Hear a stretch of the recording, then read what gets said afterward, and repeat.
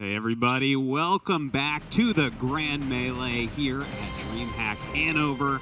It is time for our second best of 7 here in the round of 4. Let's take a quick look at that bracket, show you exactly where we're at so far. Of course, we had a very quick match a little bit earlier here, unfortunately for the spectators, with Hera showing that dominating performance over Tato with that 4-0. And now we are going to be going into the Viper versus Leary. Of course, the winner here will face Hera in the finals, but don't forget, we are going to have a third place match tomorrow as well. So Tato is going to get another shot at it against whoever gets knocked out here.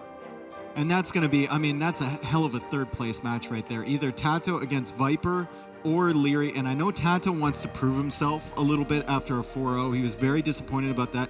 He agreed, though, that Hera was playing at just like an incredible level. And it's going to be extremely difficult for him to take even one win. But not talking about that one anymore. We're here for Viper versus Leary. This is like the El Clasico of Age of Empires 2 matchups over the last couple years. This is an incredible series, and I actually have a little bit of background on these two players if we have the time for it. Yeah. Viper is 12-3 against Leary in S-tier events. Wow. And Leary has never won an S-tier event set against Viper in standard RM. Only Empire Wars. Interesting stuff. I'm just thinking because the last Wololo tournament was Leary knocking out the Viper in the quarterfinals, but that was in Empire Wars, not in RM or what's close to RM in these settings with the 9 villager start. So we'll have to see what Leary can do in this sort of situation. As Viper, this is about as standard a setting as it gets, and Viper is just going to thrive here for sure. Yeah, and Viper was definitely the favorite coming into this tournament. He remains the favorite for this semifinal. Well, you guys are getting me really excited for this right now. I think the players are actually ready to come out already. So let's throw it up the stage. Ellie, take it away. Thank you, Artosis. Wow, it has been a long time coming. I think a lot of anticipation today to witness this match. The Viper versus Leary. This could be any final in any tournament. And yet we're meeting once again in the semis. So without further ado, let's introduce the players, starting with the favorite of the match, it would seem, the Viper. Please come join me up on stage.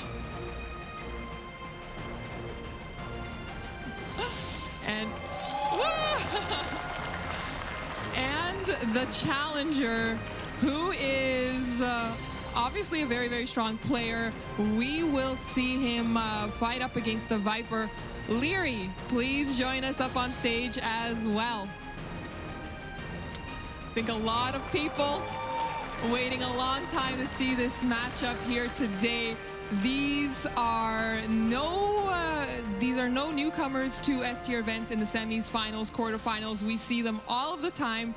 Viper, a lot of people have been saying you are the favorite in this matchup. Does that add more pressure to already quite a tense situation? I don't know who's saying that. Is it Leary and his Smurfs? What?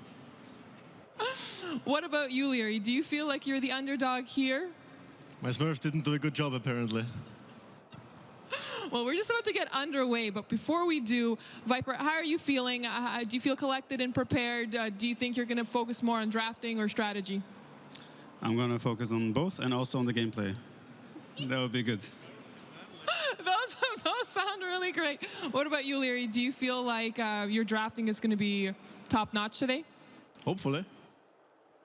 All right, well, before we get back to the desk, one more comment here. Anything you have to say for Leary?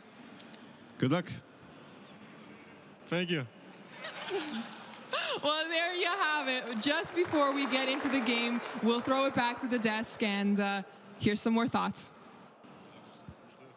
All right, thank you, Ellie. What great interviews there. Compelling conversation between the two of them. Yeah, one syllable is all you really need.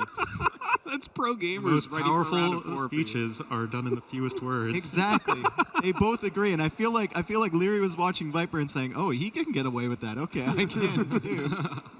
All right, so we're about to get into the draft, but I would like to hear from both of you. Ornlu, let's start with you. What do you want to see drafting-wise from both these players? From Leary, I want to see, similar to Hera, his teammate, a lot of open and aggressive maps, Arabia, Land Madness, and then Atacama as well. And then from Viper, definitely going to be, it's honestly a pretty similar dynamic to Tato versus Hera, going with the more closed maps, Arena, Ring of Reeds, Northern Isles as well. I mean, it is GL versus AM in both of the semifinals. Viper obviously hoping to avenge his teammate just a little bit. And I think that again, we have the potential for a really close set. We said that earlier, but it still holds true. Mm-hmm. And what do you think, Dave? I am expecting good things from Viper in the draft. It's something he's always been good at. We'll get a few surprises, I'm sure, with how many civs you can select here in a best of 7. But I think what I want to see is from Leary specifically, because Doubt mentioned it when he was talking about Leary's draft yesterday. He's like, I lost the set, I was in a position, and he's so bad at drafting. You know, like he drafted like one water civ, and Doubt immediately sniped that for Northern Isles, right? So I want to see the variety of civilizations and options being kept open from Leary, and not just drafting one and then counting on that civilization, because Viper can come in with a snipe later. Take it away. Actually, one quick question before we start from a newbie Age of Empires guy. Because you're drafting more civs for the bigger match, does that kind of help you to get those extra civs that you actually need?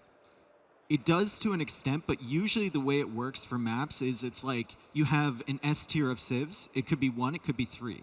But then you go down to 1A, 1B, 1C, right? So that S tier is always going to be favored over the 1As. And if you ban the S tiers and then pick the 1As, suddenly your opponent is dealing with a 1B civilization, right? So there's a significant advantage there, and you can't just leave those civs to the end of your draft because your opponent's going to take them from you. Okay. And I feel like we've seen some recurring map bans. Like, what do you think about that, Ornlu? What are they going to look to actually ban against each other?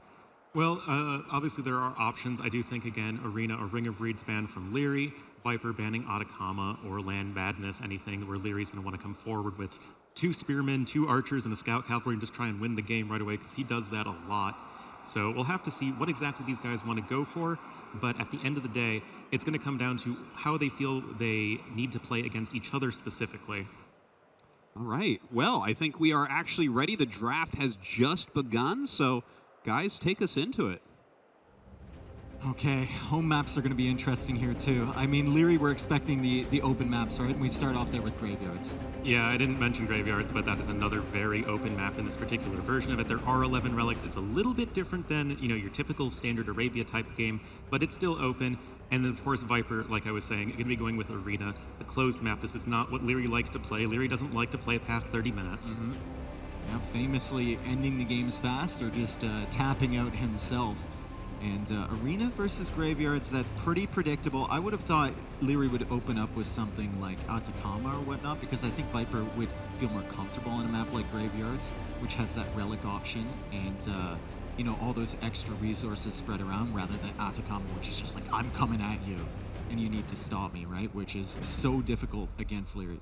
I mean, when we're talking about very similar styles of maps, Graveyards, Arabia, Atacama, Land Madness, yes, they're all open, but it's just a matter of now we do get a ban for these players, and you'd think that Leary would want to prioritize the most open, the most aggressive, the most one-dimensional map, and in this case, that is Atacama, and there we go, guys. Viper banning that very map, Leary banning Northern Isles, doesn't want to play Water versus Viper, himself going with the standard Arabia, and then also the aggressive Fish and Fish. Yeah, and then Ring of Reeds for Viper and Frigid Lake as well. So there's a hybrid map there in Frigid Lake, and usually if you're the more strategical player, adding in water adds another element that players need to think about, and that lends itself towards the strategy. We saw Tato, picking hybrid maps with water involved in them as part of his home map selection. Didn't work for him, but he tried. Ring of Reeds as well. That's kind of like an FC style, take map control, lots of resources available. You can spread out, you can survive longer against a single push down the middle, and Viper trying to slow the game down because Leary will take it to you quickly. And I think that's really going to be the theme of the series. Viper, not only is he just the more late game oriented player, he's also just the much more passive player. He is the guy who'll add in extra TCs instead of adding in extra buildings. He's going to try and be greedy. Leary's going to try and punish it. We've seen this in so many tournaments over the past few years. Typically they've gone Viper in the big ones, but we'll have to see what Leary has in store for us here. The maps, I think, are still going to be pretty decent. Home maps, I think, are actually going to be solidly favoring one player over the other, and that could make Sheepfold, our opening map, that much more important. Yeah, I think Sheepfold lends itself. Well, Sheepfold's kind of even between the two. Yeah, I would say so. It's quite open, but there's also a large area in the middle, you have to go all the way around, right? So it's not just a beeline directly to your enemy. And also there's walling potential at the back, maybe for Viper to capitalize on. It's not just a one-dimensional map by any means. Now we see the bans coming in. Viper, first ban is on Franks. And Franks should be good on Graveyards. They should be good on Arabia as well. Burgundians and Bengalis now being banned from Leary. And a very early Chimera pick, just like Hera did earlier, but it makes sense. You have two of those strong cavalry-oriented civs banned by Viper, Leary banning the more boomy defensive civs in Burgundians and Bengalis, Viper now coming in with the Bohemians, again another very late-game powerful-oriented civilization, Leary with the more eco-focused civ, now actually Japanese, and that's definitely going to be for Fish and Fish. Yeah, and Burgundian's ban is likely for Graveyards as well. You get food generation as well as gold, and you can kind of wall from your relics, and you can kind of wall up on Graveyards and get your eco upgrades and start churning out a good economy there. So Leary's going to prevent that. Poles banned from Viper. We didn't mention that one yet, but on Arena, they're incredibly dangerous. And on open maps, as we saw with the Gold Rush game earlier. Japanese, great pick from Viper for Fish and Fish. Now Leary's going to have to really consider his snipe. And then Bohemians, good on Arena, good on Ring Reads. Exactly going to be the case. Hindustanis, another very flexible civ here from Leary. Hindustanis, a lot of different strong options, countering whatever their opponent throws at them. Good eco, kind of a similar vein to Khmer. Not, I would say, lending themselves too much to any one map. Hindustanis just strong overall. And Mayans and Hindustanis, so Viper won't have that thought process there, right? Like, which game is it going Hindustanis? God, I don't want that civ matchup against Mayans because the Golems seem to kill all. But Leary's going to have both those options. I love Mayans. Great civilization, especially lending itself towards Leary's style, which is play archers, get that death ball rolling. You have the eagle option if you want, but he usually doesn't go for it. Yeah, just going forward early, you can use that barracks slot, make some spearmen, make some eagle scouts, and then go for a ton of pressure in the mid game. Viper saying, okay, if you're going Mayans, I'm going Aztecs. Another going to be very strong pick on Graveyards with all of the relics and the fact that the map is super open. But Aztecs you can also play on Arabia or even Ring of Reeds just fine, I think. And Portuguese from Viper. Every single GL player has been all in on the Portuguese. And it seems like a good civ selection for Sheepfold. You didn't mention that Aztecs can also be used on Sheepfold as well. Yeah, certainly. It's a very viable option. Although I don't think we've seen the Meso civs win once on that map yet. Yeah, we've seen them played a lot. I don't think there's been a ton of success. It seems like a very knight-dominated map, especially in the mid-game where, you know, the Meso civs can't exactly do that. Berber's now being picked here for Leary, another very strong open map civ. Probably going to be either on Ring of Reeds or maybe Arabia, just because you have space to spread around. Mongols, probably going to be a nice Fish and Fish choice. Yeah, Mongols. Now Viper snipes are getting a little bit difficult here, right? Does he go after the Mayans pick? Does he go after the Mongols pick because he has Japanese and he feels like he can just win Fish and Fish with Japanese? It's interesting. Byzantines coming in for Viper. Frigid Lake, that seems to be the map that Byzantines would shine on. Yeah, I mean, Byzantines, they can work on a number of different maps, but Frigid Lake, having the very early game focused on fire ships, fighting fire ships, Byzantines having the extra attack speed for their fire ships, it just makes tons of sense. Then you can go into whatever you want from that point on. And Turks as well coming in. So Viper with both Bohemians and Turks. This is Leary using on Arena. And what is our camera tilting? The whole stage is going on. It's just really to emphasize the thought that it's hopefully it's not Leary getting tilted. Yeah, exactly. Persians now coming in for Leary. That's a decent pick for Frigid Lake as well. I think Persians maybe like a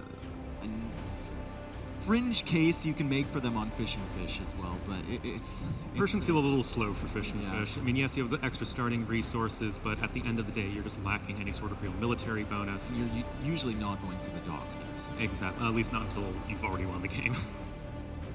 But let's see, Lithuanians as well for Leary, another strong pick on any sort of aggressively oriented map, and there are plenty of them here. Fish and Fish are an option in case maybe Mongols get sniped. We'll have to see exactly what these guys choose for prioritizing their snipe, because that is going to be absolutely critical with all of these strong civs. Cuman's still not picked. Viper has Bohemians, Viper has Turks, Viper has Arena. Cumans seem like an option here for Leary coming up, and Dravidians has been picked from Viper, another option on Frigid Lake or on Fish and Fish. Well, I'm just wondering, I'm sitting here looking at these civs, and I'm looking at Leary, and I'm thinking, like, what on earth are you going to play on Arena? Are you just giving that up for Viper? I mean, Hindustanis are a strong arena civ for sure. They're flexible in that regard. But yeah, I mean, I was thinking the exact same thing. Leary's picking a bunch of open and hybrid map civs. And yeah, there are plenty of those in this particular map pool, but Ring of Reeds and Arena are both more closed maps. You can make mobility civs like Berbers or Lithuanians work, I think, pretty well in Ring of Reeds because you can attack around the edges. But for Arena in particular, you got to go with something here, Leary. Does he go for Burmese again? We all remember the famous... Ah, there it is, the famous Burmese skirmishers on Arena. And Leary winning with those, and he's also picked humans as well. So the return of the Burmese, I don't know if they were ever popularized in our pro scene since Arabai got the cost increase and a little bit of reduction in usability, but Burmese, Hera won with them earlier. Leary might try them on Fish and Fish again. And it will be Viper rounding out his draft with Huns and Tatars, two very similar civs, lots of cavalry, lots of cav archers. They're going to be quite flexible on all of these open maps that we have here. Not, I think, too much of an issue. You can also play them on Frigid Lake quite comfortably because you can delay that farming just a little bit more with your extra long-lasting sheep. Yep. So I am liking Viper's draft and just how many different options he has on all these maps. Leary, decent civ draft, but once again, he's more playing towards his own maps and not really Viper's maps as much. But at the same time, I kind of like that. It's like you play towards your strengths. Yeah, I mean, it's what you want to see from players, right? You don't want to see them just trying to target their opponent specifically. You want to see them just do what they do best. The snipes. Hindustani is being sniped there from Leary. So he still has Mongols available. He still has Burmese available, maybe for Fish and Fish. And then what was the snipe on Viper? I didn't quite catch that. Was it Portuguese? Japanese. Japanese being sniped. So now Viper's going to have to default back to maybe Dravidians on Fish and Fish. Can they really compete with the Burmese? We saw that matchup earlier, and despite the Dravidians having all of that control in the middle, still lost the game. That might just be a Hera thing, though. That could easily just be a Hera thing. I like this still, though, for Viper. Hindustanis feel like a really important part of Leary's options on these more closed maps. And without that, I feel like the draft becomes a bit more difficult as we get into some more Viper's home maps. Whereas Japanese, yeah, I mean, you want to play them on Fish and Fish if you can, but at the end of the day, you still have Dravidians, and they're going to be quite powerful. Yep. All right, guys, so that rounds out the draft. I wonder, do you guys have a strong opinion on who might have an edge after this draft? I think Viper probably has an edge just because he's drafted for his own maps and then he's drafted for his opponent's maps. For me, Leary kind of has like the third, fourth best option for a lot of Viper's selections, which is not bad, but it's not great at the same time. Viper kind of has an answer for everything that Leary has presented to him. And what do you think, Orla? Yeah, I definitely agree.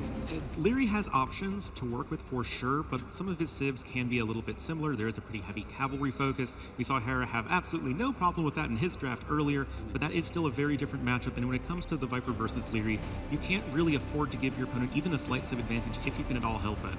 All right, well, thank you very much for your analysis, guys. It is time to start this match. We're going to throw it over to the casters. We have a very special set of casters set up for you guys. It's going to be Nili and Doubt. Guys, take it away. Really special set of casters. Nili and ex-player, Doubt, now caster, soon ex-caster, soon tournament host. Why did you agree on this? New talent, at least I call it talent. Maybe people will show me respect now. No, they don't. I know. At least that's what MBL said. I know. Well. So we saw the draft out. Leary against Viper, obviously an absolute classic. Should be an absolute banger here. Best of 7 coming our way. What are we expecting? I think very close matchup. Like first time ever I see Leary proper draft. Like I don't think he made many mistakes there. Maybe Arena is his throwaway map, but overall very solid draft. He got a tip for every map. And every map? I believe so. Okay, because I was questioning, and so was the point that Dave was trying to raise.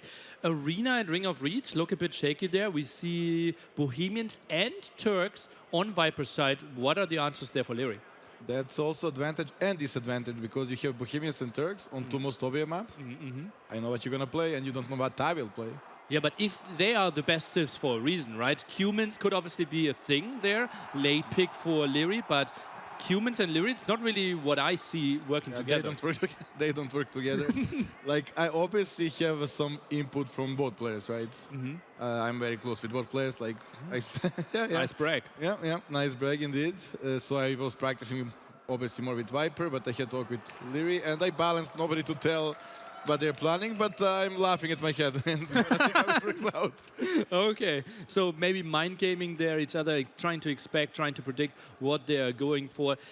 So we're going into best of 7. Loser obviously will have to play Tato in the 3rd place match there. The winner goes into the big best of 9 finals tomorrow. What is your prediction this set?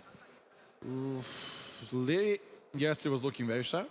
I think only reason I took him 2 games was, well, his draft. I won 2 games because of the draft, let's be honest.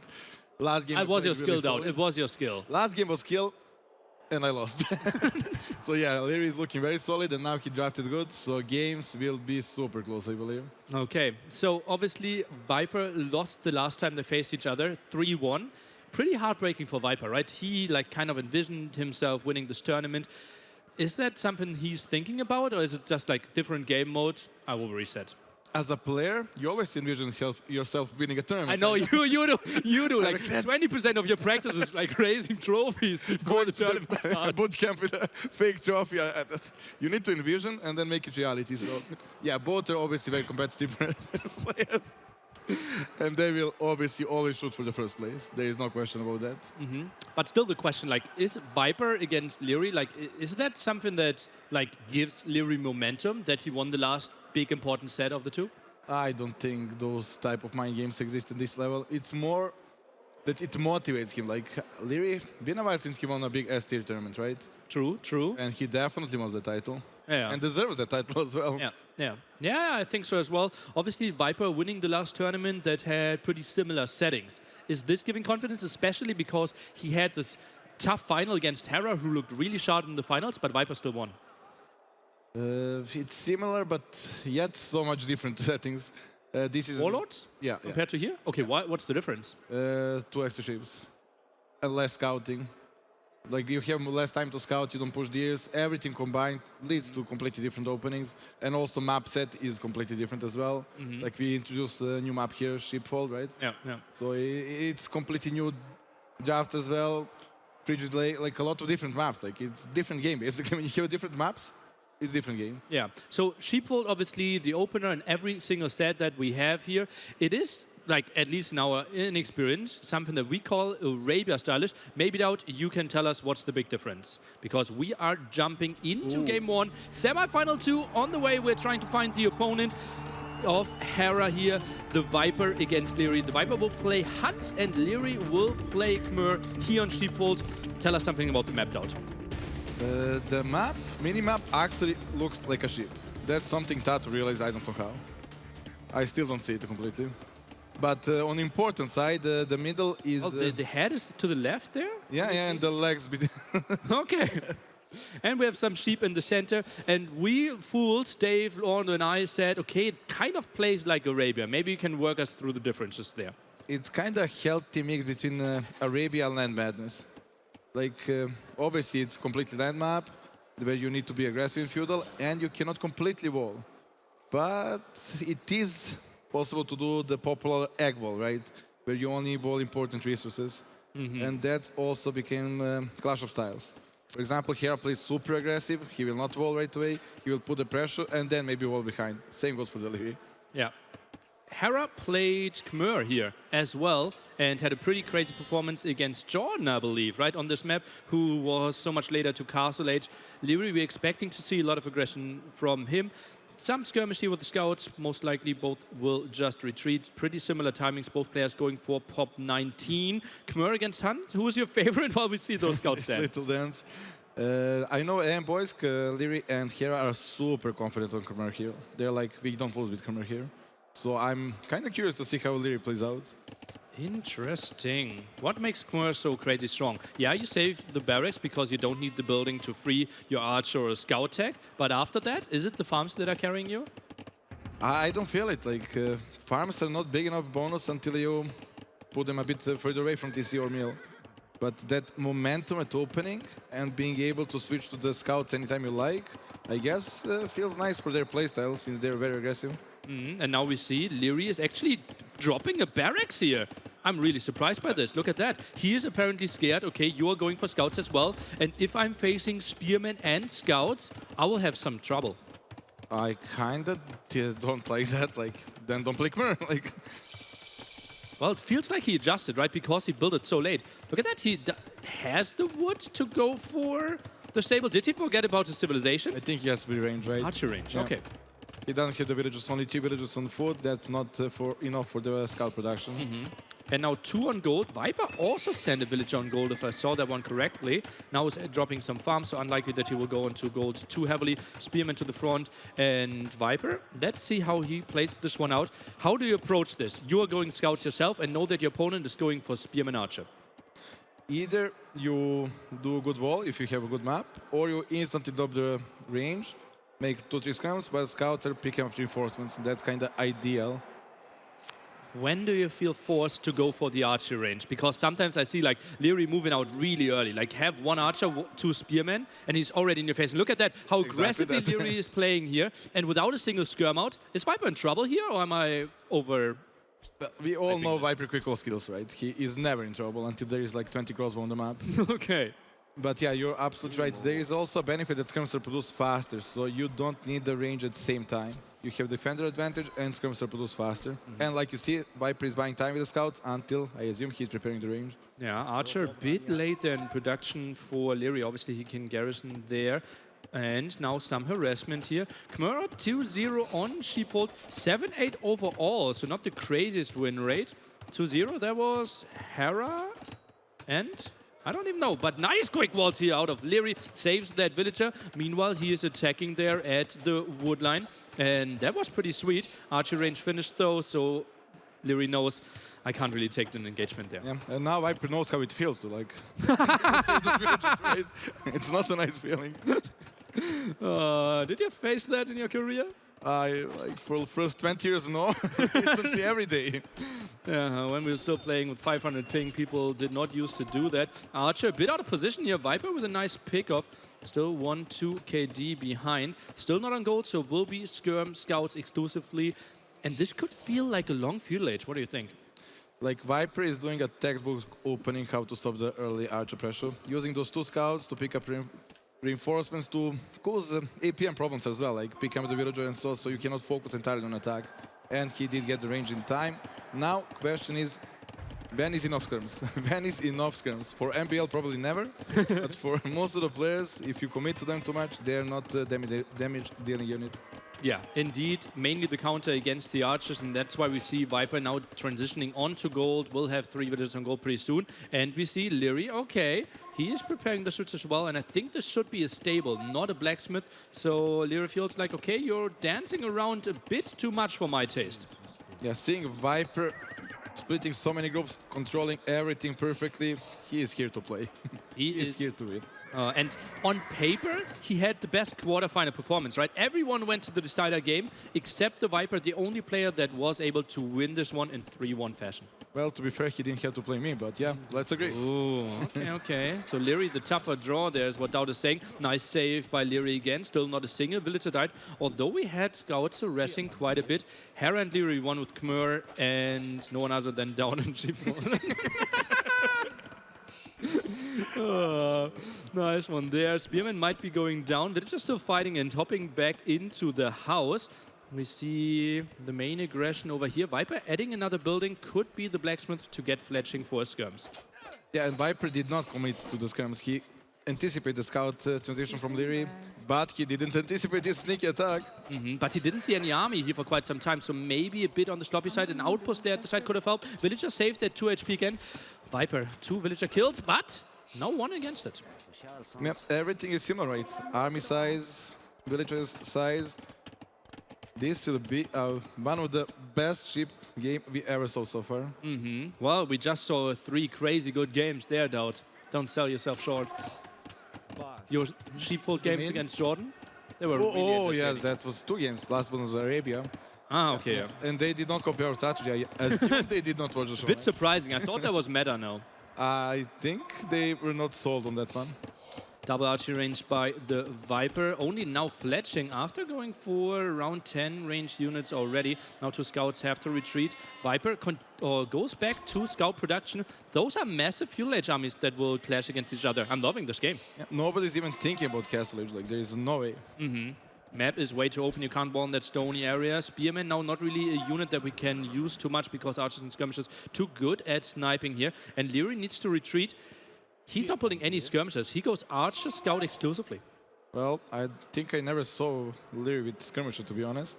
But here, the next big momentum is getting bloodlines first, and Leary did click bloodlines. Yeah, but he still doesn't have fletching while Viper is pushing here. And remember, Hunt's faster working stables, so he can get to bloodlines a bit quicker if he wants to catch up. Still double archer range for the Viper. I think Leary only has one archer range. But range unit numbers seems somewhat equal. And he wants to take, he just timed that attack perfectly when bloodlines finish.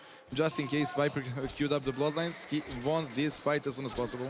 Skirmishers should focus down the archers. Archers in the back there, but scout numbers were simply so good for Leary with the extra HP. And look at that, archers are clearing up the skirms now as well with the help of the scouts. And Viper had some heavy losses, but population still looks pretty similar.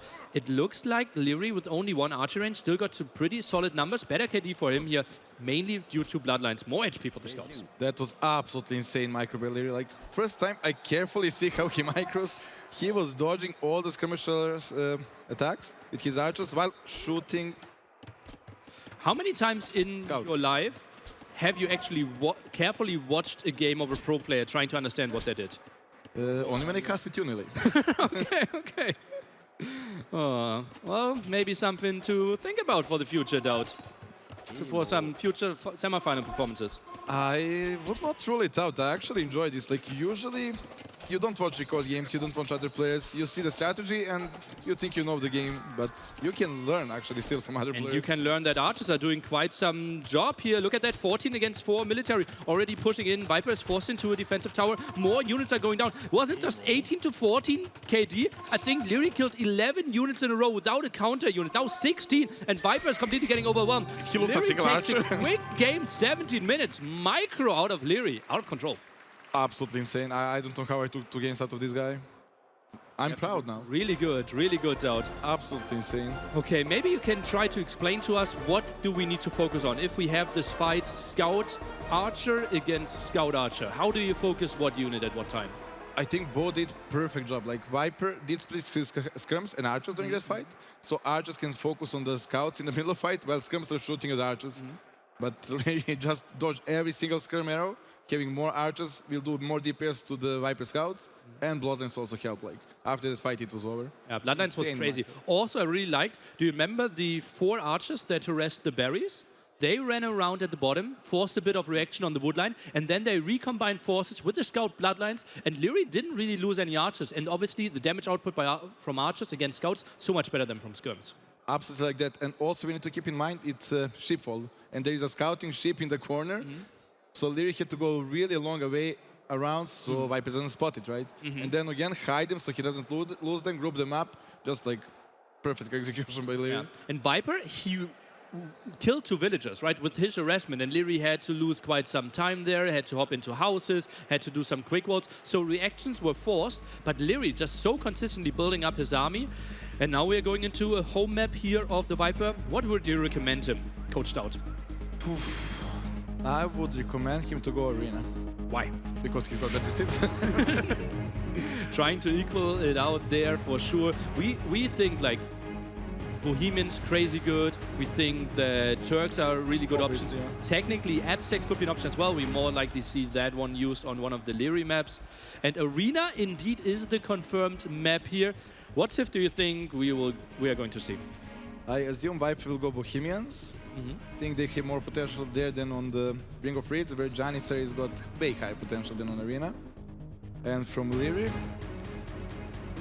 hopefully he doesn't go Lithuanians. I think he will go for the... Humans. No, not that. Burmese. He has to be Burmese. He already had one insane game against Villese, as I recall. Burmese? Is he? But he's not monk rushing. Like Burmese, I can see as a good Civ on Arena. but I don't see it fitting at all into Leary's playstyle. Humans don't feel like whole job doesn't feel like Leary, to be honest. It feels like Berbers should be Ring of Reeds, right? Yeah, I feel And then, like, even if you know that you're facing Bohemians, like, is there a clear counter there? Lithuanians, obviously, we know. You have the crazy scout opening, can contest the relics quite nicely. Then you have a pretty versatile tech tree, right? If you get to 2 relics, maybe lighters, maybe some Hassa play there. Skirmishes are really good. You still have bombard cannons. monks, monsters work faster. All those are good bonuses, but for graveyards. For graveyards, yeah, obviously. You'll most likely use them there. Burmese see all the relics on graveyards, though. It's that important. There's like 11 of them. You will find them. Well, but you already see all of them. Then you can rule out where the opponent is. Scouting is a bit easier for Burmese. Like, if you want to use them, I don't think graveyards is crazy bad, but maybe Fair just point. go. Fair point, because you will see half of the map, right? Mm-hmm. Fair point, fair point. Okay, Viper, that was a quick one. Easy to shake this one off because obviously Arena plays out a bit slower. We have some time to settle ourselves a bit.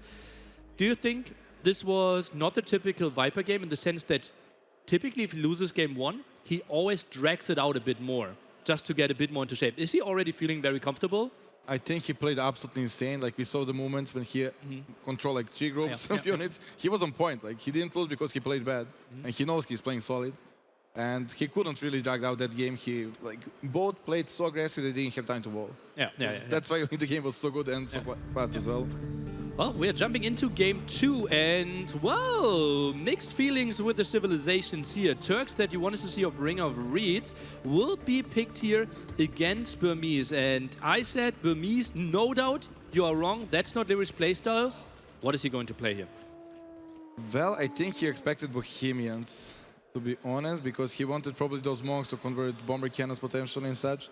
Now against Turks, those light cav Janissaries, it's a mind game, right? Probably Viper was thinking Leary will think he will pick Bohemians as well. Okay, Leary, he builds his mill a bit differently. I'm not sure if you noticed that. He builds it so that his first 4 villagers always are super efficient. Typically, we always build the mill a bit closer, right? So I think it's something interesting to see. Maybe in preparation for the next Hidden Cup, Doubt. Trying to guess the players. Maybe as a caster. Already accepting his career here. Viper obviously pushing some deer. Scouting in the center of the map, not the most important thing right here. Leary actually goes out rather early before pushing deer. What's the reasoning behind that? Did he prepare some feudal opening, like Tower Rush or something? Like, he wants to be present on the map. He wants to see maybe what's next to the wall for the Viper. There is potential to push. That's the only explanation I got here. Do you think Tower Rush is a thing here? Hits the wall. He did put the alarm for the Viper there. Tower Rush never makes sense in Arena, in my opinion. Only with Poles and somewhat humans, but you have to take risk if you have a weaker tip as well. Turks might be a waste. There are 3, 4 on Arena and 3, 0 Ring of Reeds. Doubt.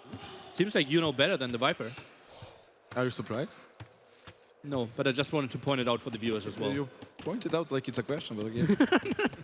Now pushing the deer, so Leary got some information, knows the minimum rush distance of his opponent now, and now decided to go and push some deer. Obviously, we know Turks, they get the light cav upgrade for free once we reach Castle Age, so Leary can't really be out on the map once we reach Castle Age. And Viper, lots of villagers in the queue there. This is some mind games. Something beautiful is happening here, though. Do you want to explain it? Oh, I think you're a perfect man to explain. You always get excited when somebody does that. I think Tato was the first one who discovered such a trick. Yeah, so basically, guys, you see the sword at the right-hand side, right? And that gives a lot of information away in the sense of what strategies people want to pick. A villager in the queue is actually 5 points. Or 5 points taken away because you take 50 food out of your bank. So if you queue 10 villagers, for example, you're taking 50 points away. Also 50 points away is if you click up to Feudal Age. So sometimes you queue up like 8, 9 villagers, take them away, queue up 8, 9 villagers, take them away, just to screw with the head of your opponent because the score is switching so much and they can't read if you are up on the way to Feudal Age. Yeah, that would make sense if the civilization is humans or Poles, but Turks will not rush in Feudal Age. You don't know? You don't know, Doubt. That's why I'm caster. Well, those are some mind games that the top level players are doing there for sure. Trying to look at the score. For example, Viper now sees, okay, Leary 100 score behind. That's a bit weird, and that's why we saw the scratch there of Viper. Like what? Did you not scout the center? Well, Something must be off. But at the same time, like you pointed out earlier, Burmese see all relics on the map. Yeah. So why was Leary in need to move the scouts out earlier? I don't really know. I think he really wanted to judge the minimum rush distance and maybe adjust the strategy. Maybe he wants to play a monk rush. One on stone? What's happening here, Leary? Could we check Leary's space, please? Doubt. What's happening here? I played 20 years, but I never saw something like this. Like, Burmese got a small change that everyone considered to be pretty irrelevant. Their Rambai, their unique unit, now benefits from Parthian tactics, so more armor there, and I think you do 2 more damage against Halberdiers, but not really that relevant because we won't see Halberdiers either, and Rambai simply should die to Janissary's Hand Cannoneer, so I would be surprised if we see too many Rambai. But one on stone, was he expecting? Is it GTC, 40C maybe? I really... He's selling? Ah, yeah, he's selling. Look at that. He collected 10 gold. He can sell 100 stone, making it 201 in total. Can click up to Feudal Age. This is just a 3TC boom without contesting the relics. Ooh. So But what is Burmese doing then? But What's the follow-up? Maybe he's expecting some push from the Viper and he just wants to outboom him and push him back in Imperial Age, but... But a Burmese Janissary push, for example, absolutely wrecks you. And Burmese don't have Arbalest or such a cheap pushing unit you can do in Imperial Age, so... Viper now sits at home, obviously does not want to lose a single HP. Leary drops the farms. 2 of them finish before we have Horse Color, but the other 3 with the upgrade there, more food on them. And Leary, that will just be a 3TC boom, not contesting the relics at all. That's a surprise to me. That's absolutely surprised. Like, Civilization who can do that is, for example, Turks, because they have light cav starting, and you can snipe monks here and there and, like, cause a lot of problem. But... like, Leary Scout will constantly have to run away from the Viper, so relics are absolutely free for Viper. Okay, so Viper goes likely going to have 5 relics. He will have like 3 light cav out on the map. How many villages does Leary need to be ahead after the boom so that he is fine playing against 5 relics? It's not that much about the villager number, it's about Imperial Age timing. That first push needs to be so deadly that secures in the center of the map and concentrate to the Viper base. Technically, probably like 15 villages if you want the exact number. 15 villages. That's 10, the number I will look at once we have all the 5 relics there for Viper in the bank. Obviously, a relic is roughly worth 1.5 villages on gold. And Viper is trying to look into there, but Leary closes the gate behind him. Yeah, also question is like, will Viper now... Obviously, he will see that Leary is only booming, but will he adapt to that?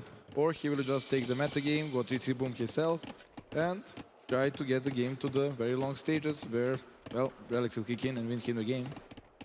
Also Turks, obviously crazy good Hussars. We can go to really costly armies though. Bombard cannons heavy on gold, Janissaries heavy on gold, heavy CA heavy on gold.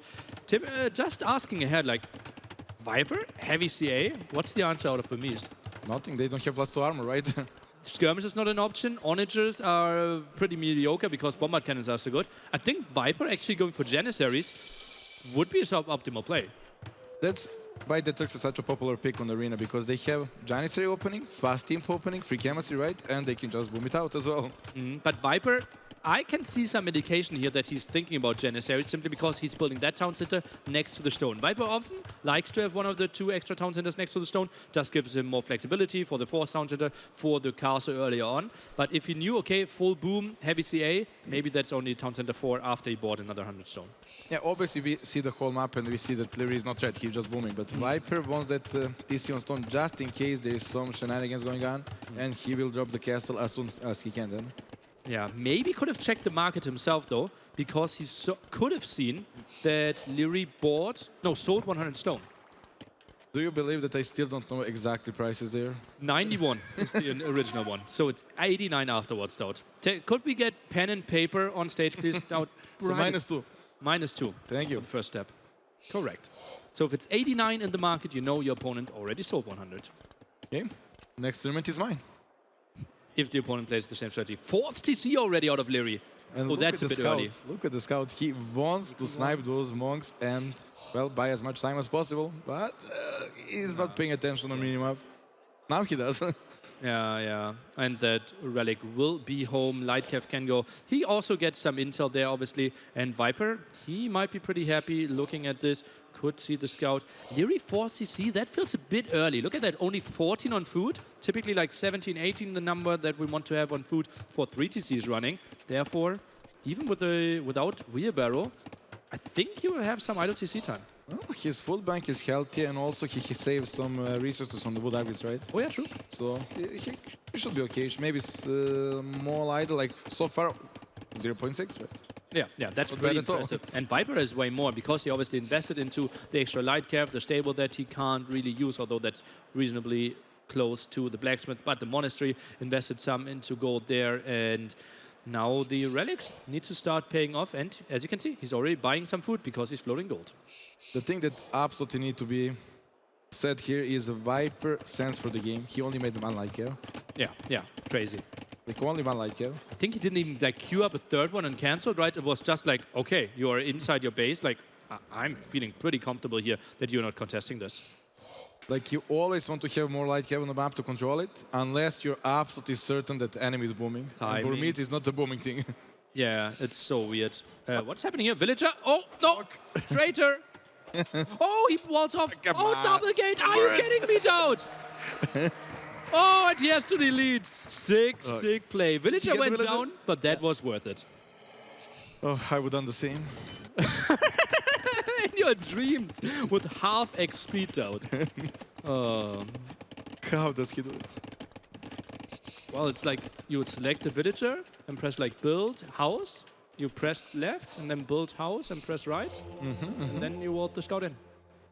Well, I mean, this is actually a coaching session. $500 an hour. Via website.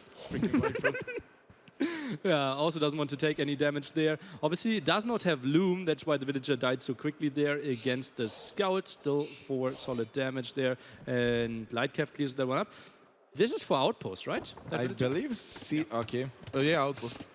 I wanted to say Siege Workshop because when you make a Siege Workshop, you force your enemy to do a Siege Workshop as well. And that just itself paying off. And if you get some damage, well, good for you.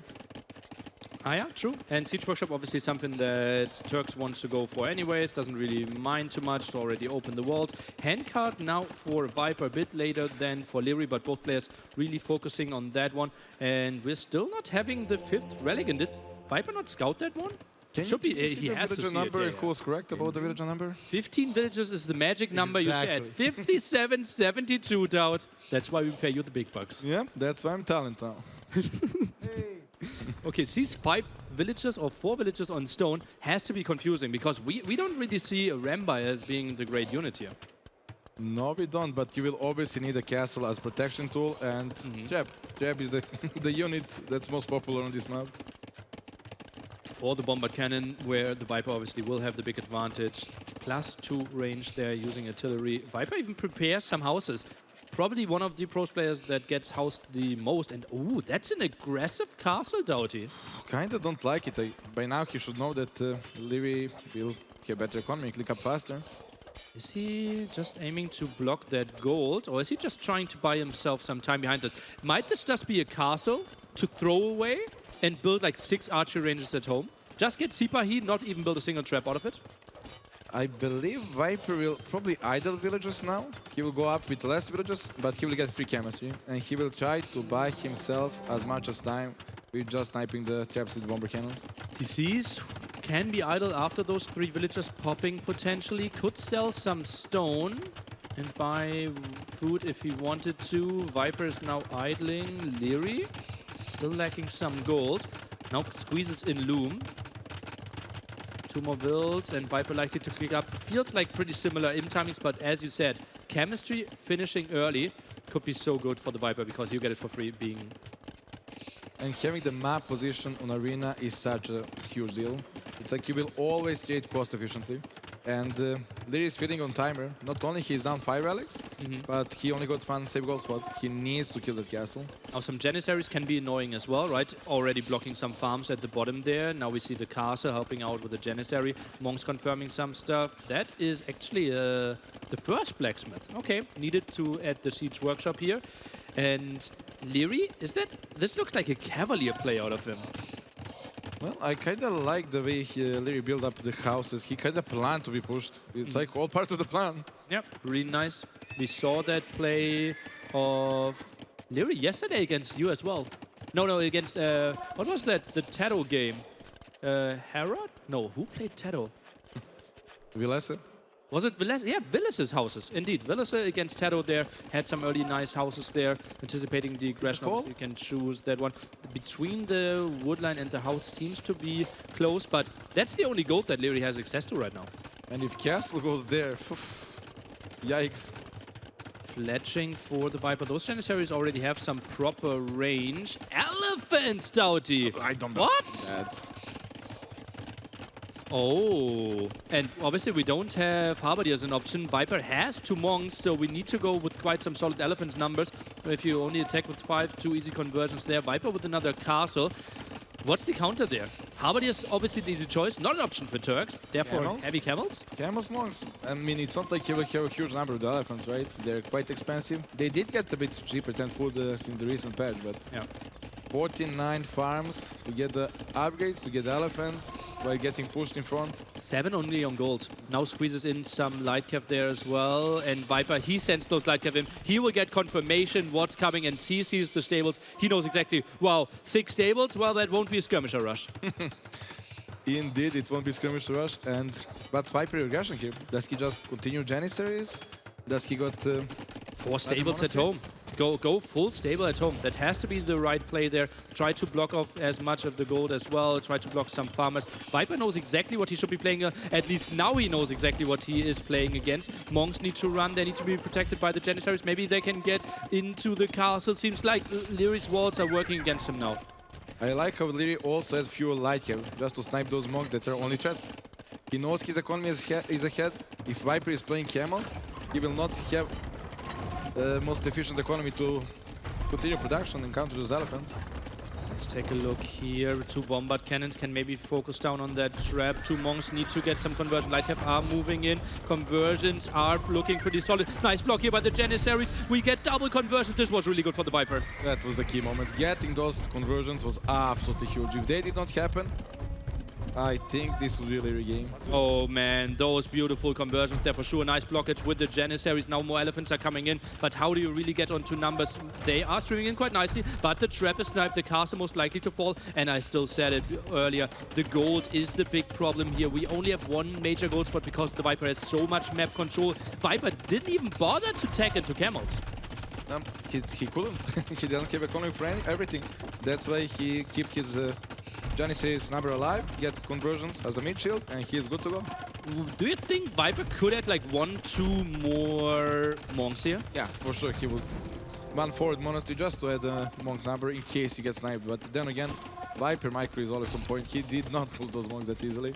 Oh man, and didn't they? No, we don't have them in the castle there. That's some Janissaries now coming out. Bombard cannons still threatening quite a bit. And those elephants raiding at the front. Leary losing the starting town center. We see him deleting those walls. Bombard cannons try to run, but they actually click the walls. They're blocking out a bit. Even our observer is a bit confused. Janissaries, what can they do? Elephants are moving in. Obviously, they have lots of HP. Elite Janissaries being tagged here. It feels like Viper just clicked further away, my friend. The elephants are not that much faster than bomber cannon, and that's Turkish bomber cannon. As far as I know, even more HP. Oh, look at that, Janissaries. They are now beaming behind this one, and it just feels like crazy move after crazy move. The micro absolutely on point by the Viper. Goes for more armor. Bombard cannon saved here. Beautiful play. The Viper takes the top lead against the way better economy, but Leary is down to 6 military. Also, when Viper saw what's going on, first thing he did was Bracer and Ballistic. He knew those two castles would be the damage dealers, and certainly they are. Yeah, against the light cav as well, that were running in, trying to snipe the monks there, right? And that helped out so much. Bombard Cannon still alive, Trap still alive. Now we see Conscription. Leary sits at 5 military, and all those Janissaries are now moving into his food eco. And this is the only gold that Leary has. He doesn't want to go to light cav. He still couldn't afford the proper Elite Elephant upgrades.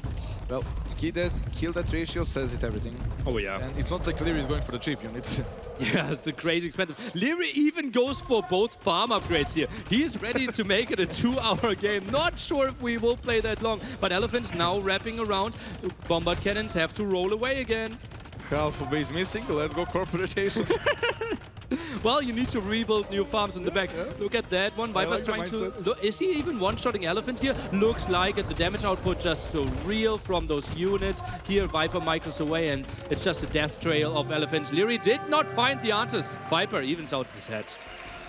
Very played with Viper. Like, it feels one-sided game, but the thought process behind the player's mind is absolutely insane. Like, just Viper going one like Kev impressed me there. Yeah. Why didn't he? I would at least add 2 more. Only Just also for safety. 2 monks only, right? Yeah. Yeah, sometimes you go for 3. Like, I'm trying to get that relic a bit quicker. He was You so don't need- certain nothing will happen. Like, he was so certain. Like, Yeah. it's like he had the screen open, basically. Yeah, and his 30C was later, but still, like, for someone that wanted to play light cav monk, so early, the first TC at the stone there, and then the full map control. Loved the outpost, loved the 2 light cav, later Hassa moving in. He got all the confirmation that he needed, beautiful conversion, and the nice blockage there as well in the crucial fight. Brilliant execution. Felt like Viper was one step ahead the whole game. Like, Leary made a sneaky plan that we don't expect. For me, is 40C boom, not even going for the relics, sneaky back stables, and Viper read it completely and react flawless. We have to say, though, we felt like Arena should be good for Viper, and we said that Turks should be way better than Burmese, right? One of the later picks for Leary, one of the earlier picks there for the Viper. We still had Bohemians as well, which we think should be crazy. Ring of Reeds, maybe something to see there. Let's see how Leary is trying to face that one. I still predict Berbers against that. Now, Leary's time for a home map. What's your prediction? Well, Leary likes open ups, like we saw on the ship map. That's his style. And I assume he will go for the graveyards. That map doesn't have a lane. Why didn't he go for Land Madness as a home map? Is it banned? No, it's simply not picked at all. Neither banned nor picked as one of the home maps. He took Arabia and Fish before he picked Land Madness. That's kind of Hera specialty, to be honest, but it does suit Leary quite well as well. I would think so. Maybe because like he saw that GL players were kind of prepared for Land Madness, with maybe some Ezo play, like Jordan going Saracens against Hera, and he didn't want to risk. He wants to play a meta play where he's super good at execution, and Arabia is more standard map. Yeah, but also if you play Land Madness, you know the last pick of the Viper is going to be Teutons, and he's going to pick that on Land Madness, so you can already prepare how the game is going. Maybe he got the flashbacks there. Not anymore. Not again. Graveyards, Arabia, Fish, the likely choice here for Leary. And we still have Cumans. Where will we see Cumans then? Is it Ring of... I don't think it's so good for Ring of Reeds. My screen just fell down. It's not that great on Ring of Reeds. Is it squeezing it in on maybe something like Graveyards? Humans, so that map has so little wood line, and it's like if you're stuck to Feudal Age and enemy go fast castle, you just pick up relics, right? And evens out the economy with full relic booms. So I see them some, but actually I see them nowhere. On Fish has a trollish option to beat a TC in the middle. Actually, he did tell me that yesterday. Really? I But you don't can't squeeze know. it in, right? I think it's too tight. Like you can't, it's not like 4 times 4. But even like enemy got all the villagers there, he will open many times, he can make a tower, it's not gonna happen. But he did mention that yesterday to me as a plan. Yeah. Okay, Frigid Lake is actually our confirmed map here. So Leary is actually picking one of Viper's home maps. What are our expected civs? I absolutely know what Leary gonna do there. He was super confident with that pick. He's going Persians. Persians. Dog before anything. Dog before anything. You obviously start with another extra 50 wood, 50 wood. Yeah. So you can go for that. How many villages are you sending for the deep fish? 2? I believe 2 or maybe even 3 because that map is very limited on food, starting food. And he will, very smart idea, he will send 2 extra villagers on with the dog to go for the fish. And that means he will have fast trap time, Persian TC works faster, he will get him water, and from there he will take it over to the next step, which you will adapt, right? On the spot. Can't you do this a pretty similar thing with Lithuanians though? Technically, yes. Although you don't really have stragglers, right? You don't You have do. stragglers, that's the problem. No, it's the shore area. If at least the stragglers have to be like at least 4 tiles away. Are you sure you don't have at least one? Well, maybe one, but the shore area surrounding the town Yeah, I center, know, I right? know. Let's take a look. Maybe we see a town center there, and where's... have. Okay, that's why you're the smart man. That's. I was like, I remember it does. It's a bit further away. But yeah, like I said, Persians for Lee. He did tell me that plan yesterday, and I was like, well, good job. This kid got the future. Let's You see. think so? It was a sharp strategy. Probably here come up with that one, but let's give credit to the Leary so far. But it's only... Look, this is a pretty unfortunate spawn for Leary, though. Look at where the second deep fish is, next to his dock. Relatively far away. Kind of the one in the center already, the second one. It's Yeah. not too pretty. He has quite some distance there. Those 2 villagers, after that deep fish is done, kind of have to go home. Yeah, if you compare that to the other side of the map, there is at least 3 deep fish. So yeah, Look at kinda that. true. Spawning there, a bit closer there. So should be nice. And obviously, Leary should have pretty solid food income here. The earlier fishing ship, those 2 villagers working on deep fish pretty fast there for sure. And the Viper, more of a stable game. He already pushed a deer. That's a bit surprising to me. Well, also to point out, the Persian plan here is not to go fish boom. Here maybe make 2, 3 fishing ships. The point is to put enemy over the fish while you transition to the land first. And I believe that's what Leary will do here. Yeah, obviously Byzantines fire galleys attack faster, so if you try to match them as the Persians with even numbers, that's not going to be a pretty day of fighting on water for you. So Leary, maybe 2, 3 fire galleys, and then probably scouts, or are you already on gold and would and therefore go for archers? Yeah, exactly that. You're never going to be cost efficient fighting for the water against Byzantines, so you're just looking for the quick snipe on his fishing ships, and hopefully you're last as long as possible. Food count for Leary, scary already here. And he might be clicking up at a crazy time. Sub 4 minute, Doughty. I don't want to say I'm surprised, but he told me about this yesterday, and it's really, really good strategy. I'm impressed. Okay, so that's going to be quite some aggression. Viper, as we can see, still getting Loom and sending those 2 villagers forward. But Viper spots it instantly. Is he actually watching? It looks like he is, yes. And he knows, okay, aggression coming my way. Like, Leary is still mad about that Scandinavia game when Viper randomly spotted the forward villagers, and it's happening again. Oh, look at that. Now the scout fight. A bit more HP for our red player here. Viper is deciding to back off, sends a villager to this side. And Viper has no idea where those 2 villagers went. Or is he confirming? Yeah, now he's confirming the dog. Pretty short distance. 40-second advantage here for Leary. I'm a bit surprised about the second dock. Like, you only have 2 fisher ships. It's not something that you want to invest a lot to protect. But still, if you get to really small numbers, right, you know you have the better timing, short distance here, and you simply get to the first 2 or the first 4 a bit quicker. Also remember, Persian stocks working faster. So the delta of fire galley time is more than the 40 seconds of the feudal age. Yeah, obviously it's not the worst choice. It's maybe the safest option as well. Because if you land and enemy is walled, well, you kind of run of the risk in losing water quite early. Oh, the fishing ship being repaired here. Scout now trying to chase down feudal age against non-feudal age. Gives a doink. Now goes back. Gives another doink. Nah, just a prank. Doink, doink, doink, doink. Well, 11 more seconds to survive with the scout. Yeah, he'll be fine. And obviously Leary has so much more scouting intel, and now they're going for it. Fire galley production obviously started on both ends. The transition behind this, oh, we see the first demo in the queue as well for Leary. Already finished the game very early on there, I felt. Villese against Teto in game 5 on this map. And also, like, Viper, if he loses those fishing ships, he doesn't have food income anymore. Oh yeah, 7 on food right now. Maybe going for some sheep there at home, but it's not looking pretty. Food really exposed. Nice block. Scout blocking so nicely. Fishing ship, is it going down? He's trying to fight for it and gets the kill. Yes, he does. Villager in danger as well. Fire Galley's now going for it. Block again. Fire Galley damage output is obviously pretty solid. And that Scout finds the kill. 2-0 KD. Brilliant opening for Leary. And now, second actually wave is with the demo. Does he, like, he already sniped the fishing ships. I guess he will probably cancel the queues now. He done his work. Yeah, that's really, really nice. And Viper in quite some problem. Persian opening, really sweet. Look at that. 3 fire galleys on the field against nothing. Viper, what's his options here? He lost water, basically, or do you have to contest this still if you're Byzantines? I believe you don't want to go for the water right away as Byzantines here. Give him a break because, like, here, Persians have upper hand now. If he is switching to the land and you're doing nothing, fighting for the water, you will die on the land. Okay, but It's happening. But you have, like, you don't have a barracks at home. You have so many villagers on wood and gold. You have to put those resources on the map somewhere, no? Yes, but it's all about the timings, right? And momentum is here entirely now for Deliri just because he had that faster uptime, right?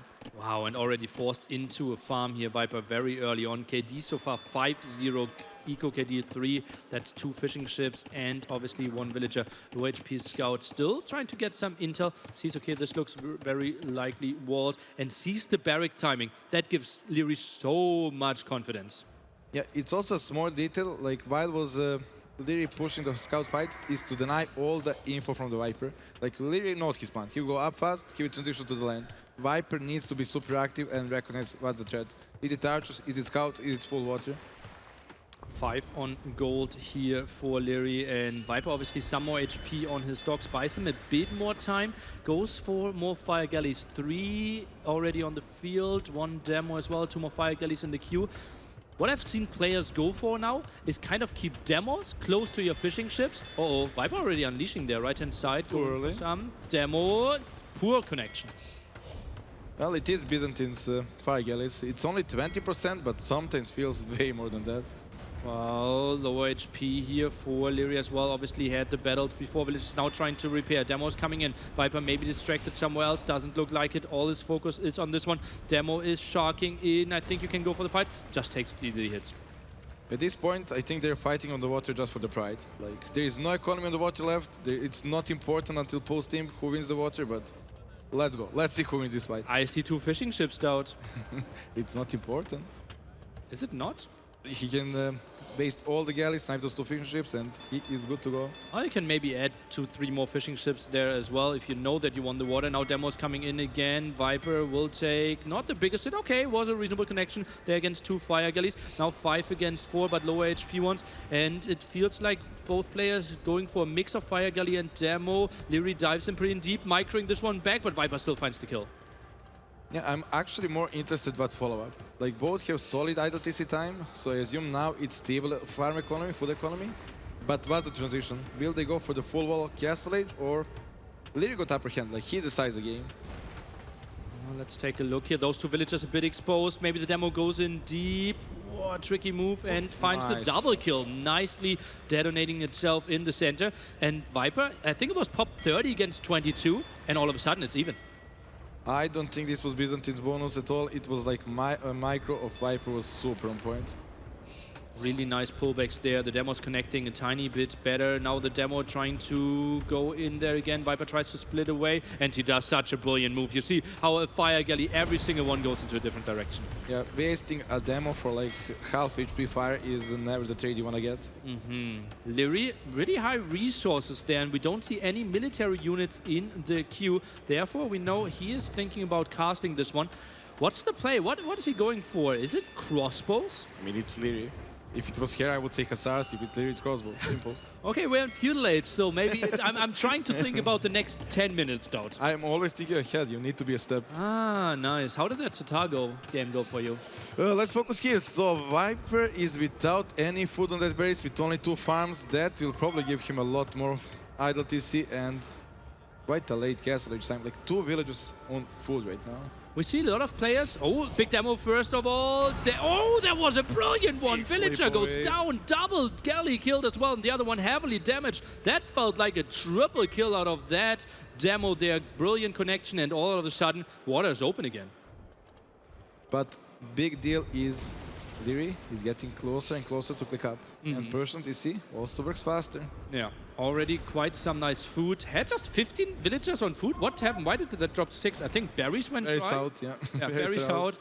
Yeah, food economy, not that pretty for either player. This is where you build the market. Look, that's... Oh, your boy. I'm proud. I'm proud. This is a proud moment for me. Give out the adoption papers. I like that one. That's it. That's it. I won't be able. Nobody will be able to beat him anymore. He learned. He finally learned. 3 archers out on the map. Leary now gives up water. Nothing more in the queue. Could maybe go for 1-2 demos if he really wanted to, but feels like, okay, water not that important. At least that's what Doubt said. Till Imperial Age, map control. Likely that we will see some market use pretty soon. But still, at some point, we need to see some farms, no? Absolutely, but you want farms when you up to Castle Age, so you want protection, and protection is usually TC. Especially if you decide to go for such a long galley fight, which both decide to do, you know the land is not such a huge threat for some time. Is Viper misreading this game? Look at that, 35 food. Like he's going for some skirmishes. The Castle Age difference will be crazy. It will be like 4 or 5 minutes. I don't think Viper is misreading, he just got, well, outplayed with opening. Okay. Explosion's really solid opening, really solid performance, and really solid map as well. Yeah, Viper had to invest so much in for the trying to reclaim the water here that, well, now he has at least some map control. And we see Archer 6 on the field, Viper. He is going for some skirmishes. Archer mix those 3 crossbows. Soon to be crossbows. Can they maybe sneak behind the woodline? At least that's the dream of Leary. Now goes for the farm upgrade. Leary sold all his stone. That's my boy. So he'll probably need a forward villager for a siege workshop to follow aggression. Isn't this a suicide squad? Ooh, but it will work. There's nothing under TC. If I'm doing this, my opponent has 8 idle villagers in the town center and I just lose every archer. When you do that, we all laugh, that's true.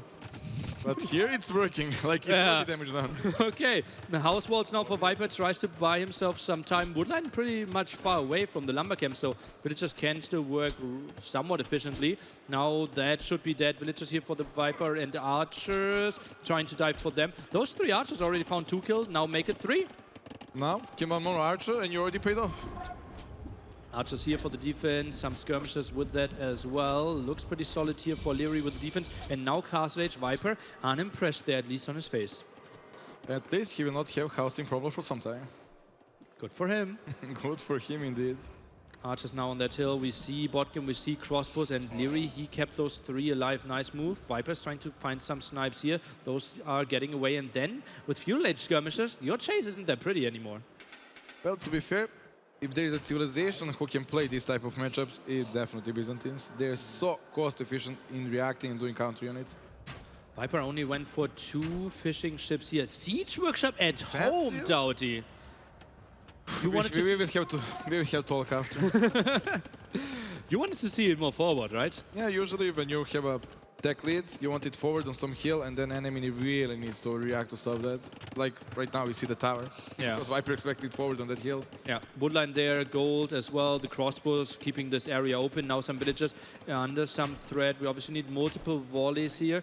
And the skirmishers are still trying to get some threat there of killing the crossbows, but they are out of range. First mangonel up. It's actually like how the siege workshop is positioned. I think you might even run into range of the fire galley on water. Yeah, if you queue it up and put the waypoint across the map, it's not that pretty. It's not pretty at all. Yeah, that's the only mistake I see today. Okay, well, it's 1-1 going into this best of 7 here. Leary with the dance of the crossbows. Viper still needs a long time here. Those villagers are really in danger. Double tower setup, but those villagers at the top, they now running on the gold as well. Leary still dancing, but those getting some hits here. Crossbows. Ooh, really low on HP. Viper is dancing as well. He didn't lose a single skirmisher. He repelled this attack, and he's happy about himself now. He survived the most critical moment. That group already got 7 kills. Now villagers on wood are getting harassed. Viper with a really solid defense. Lesser player could have easily died there against those crossbows. Now we find some kills against them. You want to say you would die onto this? I would have died in feudal against 3 archers. Game would already be over for me. That opening was absolutely insane by Leary. But what's that scout? Okay, it's scout. Third town center there. Yeah, just getting some vision here. Viper confirms, okay, you have some economy behind it. It is not an all-in, although I saw that you bought some... Okay, just scouting. That you bought, sold your stone a bit earlier, but bought it back. And Viper somehow helped this one, but now 2 mangonels and a villager are arriving.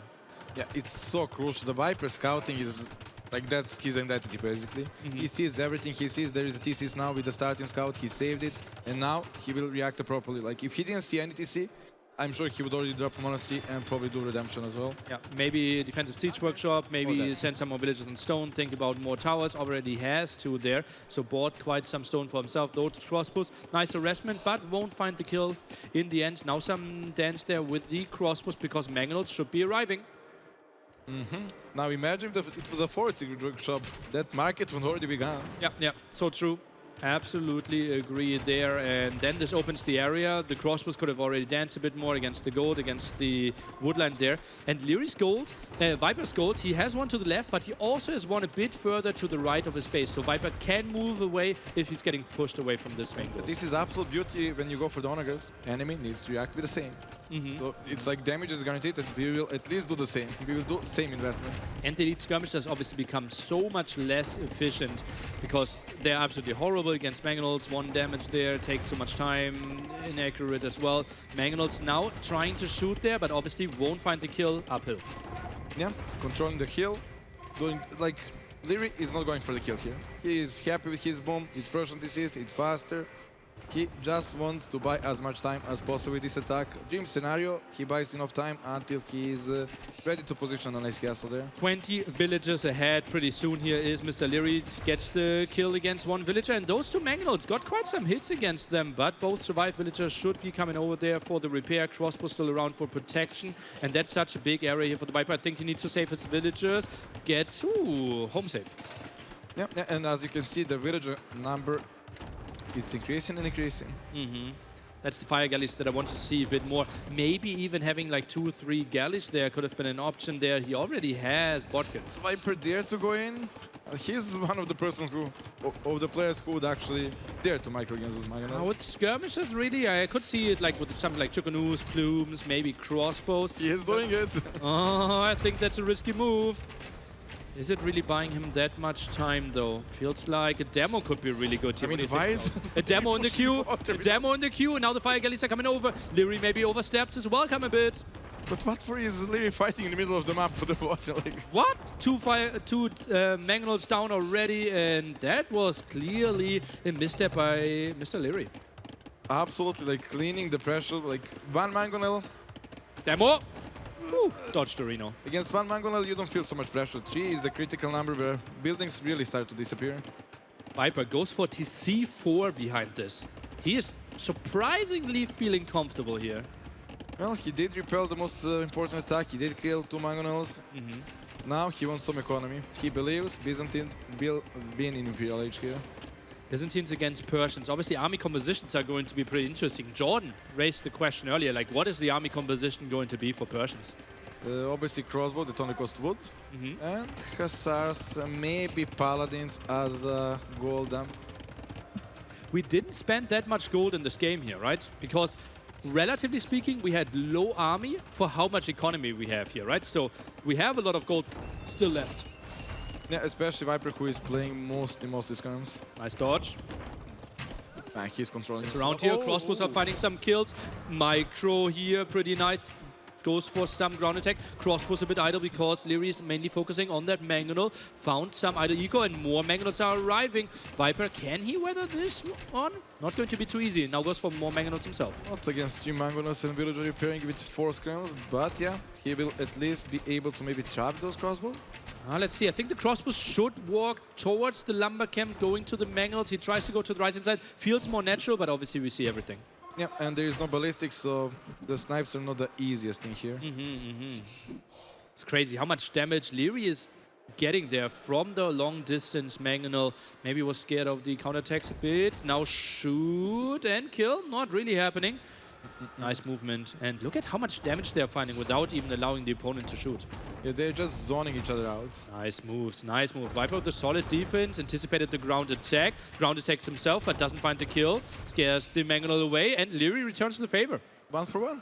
All that for nothing. Tech switch for Leary coming up, though. We see it in the tech tree. Bloodlines coming in. We see the armor for his horses. Is it Paladins? And we see Imperial Age, right? And Viper sits at 7 food. Well, he got healthy number of farmers, and Byzantine's Imperial Age is cheaper, so Byzantine's perfect to react to everything, right? Yeah, but is he really reclaiming map control ever? Somehow, behind the scenes, Viper got 2 relics, and the one in the center is something you can maybe grab as well. Wouldn't be surprised that the dot at the left-hand side going to his base might actually be a monk with another relic. Viper could get to 4 relics with basically having a third of the map control. That's absolutely true. I'm not even sure why he made the going so now. early. Right, left, right, left. Oh, dodges this one. Grab. Back. Dodge, dodge, dodge. Go right and Wrong way. ammo coming in. Continues to dodge. Oh.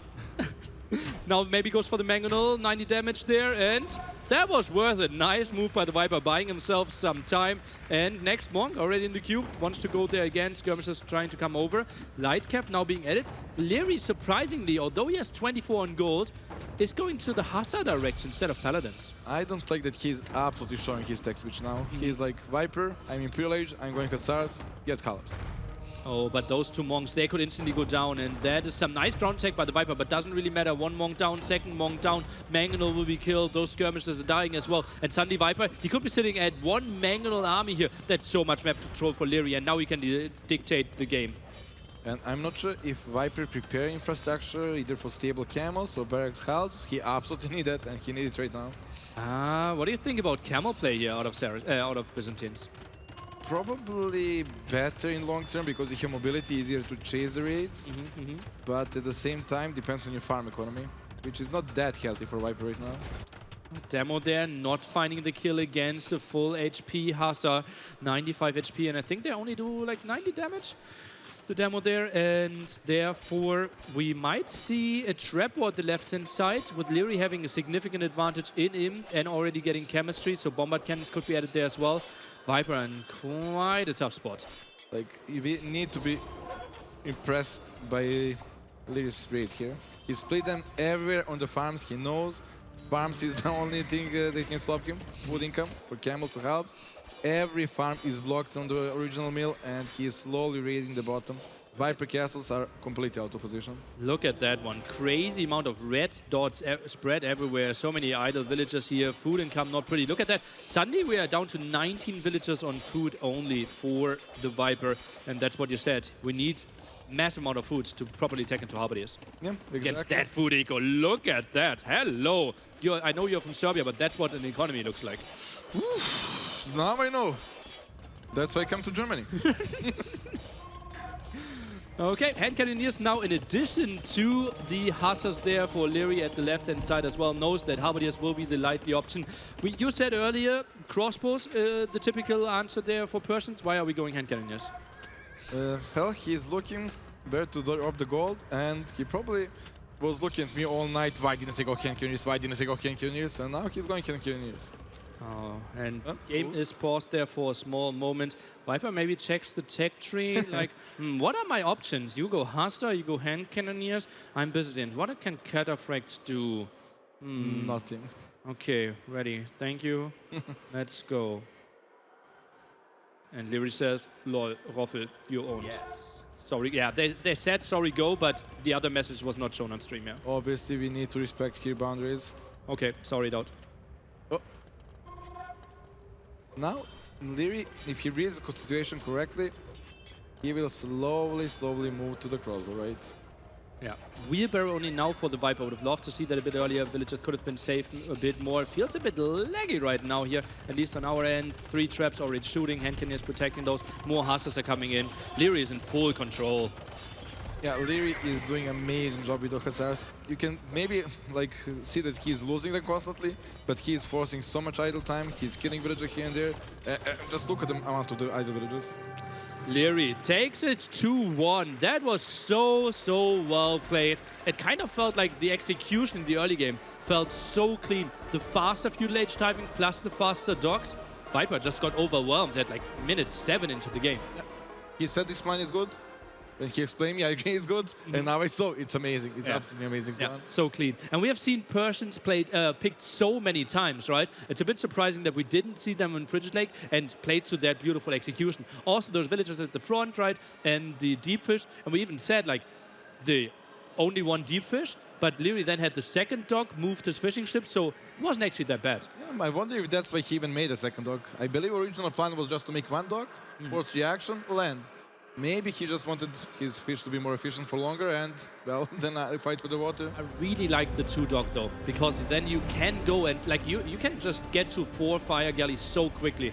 And Viper has like 2 and like 20% in the others, so like you can take brilliant fights. You always kill the fishing ships and can snowball there, and that's why Leary had the crazy advantage. Yeah. Viper had to idle TC a lot. He had to go for the heavy villages on the berries, and once that berry ran out, Viper was stuck with Feudal for so long. Viper now needs to shake this one off. He still has Ring of Reeds, something that we think should be a really good map for his. And then we have the crazy open maps with lots of aggression, graveyards, Arabia, fish and fish. The wild ones that we see, Leary could perform a bit better because he's so crazy good if it's like 3 units against 3 units. Viper, after this one, is it like you kind of like applaud in your head and think like that was a nice strategy, but I'm still the better player? Like, I believe Viper is absolutely performing. He is happy how he's playing, and he's not feeling shaky. He just got outsmarted that game. It happens. It happens indeed. Like you outsmarted Leary yesterday. They still lost. Still lost. That Well, happens as well. It was the best of them. Yeah, I don't know. I don't know how. Oh man. But yeah, I believe Viper is playing his top game. It will not affect him at all. He's Okay. still got good home ups. He's still got good saves. But still, it is the tricky spot that we are 2-1 behind. Obviously, we are playing till someone has 4 wins here. And let's assume Viper picks Ring of Reeds. I would see Bohemians against Berbers. Problem with Berbers is like Villager War, right? Or you wanna actually go for the Villager War there. Yeah. You're faster moving, you want to control the middle, wall enemy in. That can be actually scary for Bohemians, right? They want a steady, close game until they get to Kofnista and enemy just can resign. Yeah, but like Berbers, like how much Villager War are you going to do? Because the distance isn't that crazy, right? Berbers are so good because the villagers move faster, and therefore if you pull low villagers away and your opponent is chasing, they will actually kill yours. But the distance where we do the Villager War is like 8 tiles or something, so like you can't really catch up that quickly. It still helps, like especially at the top level micro, right? Those small details matter, right? Okay. It's like you can say, I don't know, Slav's farm bonus is only 8% or 10. Matters at high level. Okay, today I learned. So, but are we seeing Berbers against Bohemians because they're so good at the Villager Rush? Well, if you play against Bohemians on that map, you cannot just go and wait. Yeah, He tried that with Burmese against Turk, didn't he? yeah. I think he will do a risky strategy this time. Okay, also we have seen people play incredibly good with Mayans of Ring of Reeds. What are you implying? I'm not sure. I'm flying a great game of yours in the... Yeah, what was yours? Flumed. And you got pressured quite a bit. Hand Cannoneers of MBL. Against Bohemians? Against Bohemians.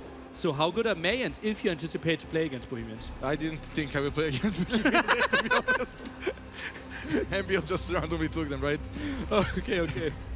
I think he had Turks and I was expecting Janissary push, but... Ah, yeah, okay.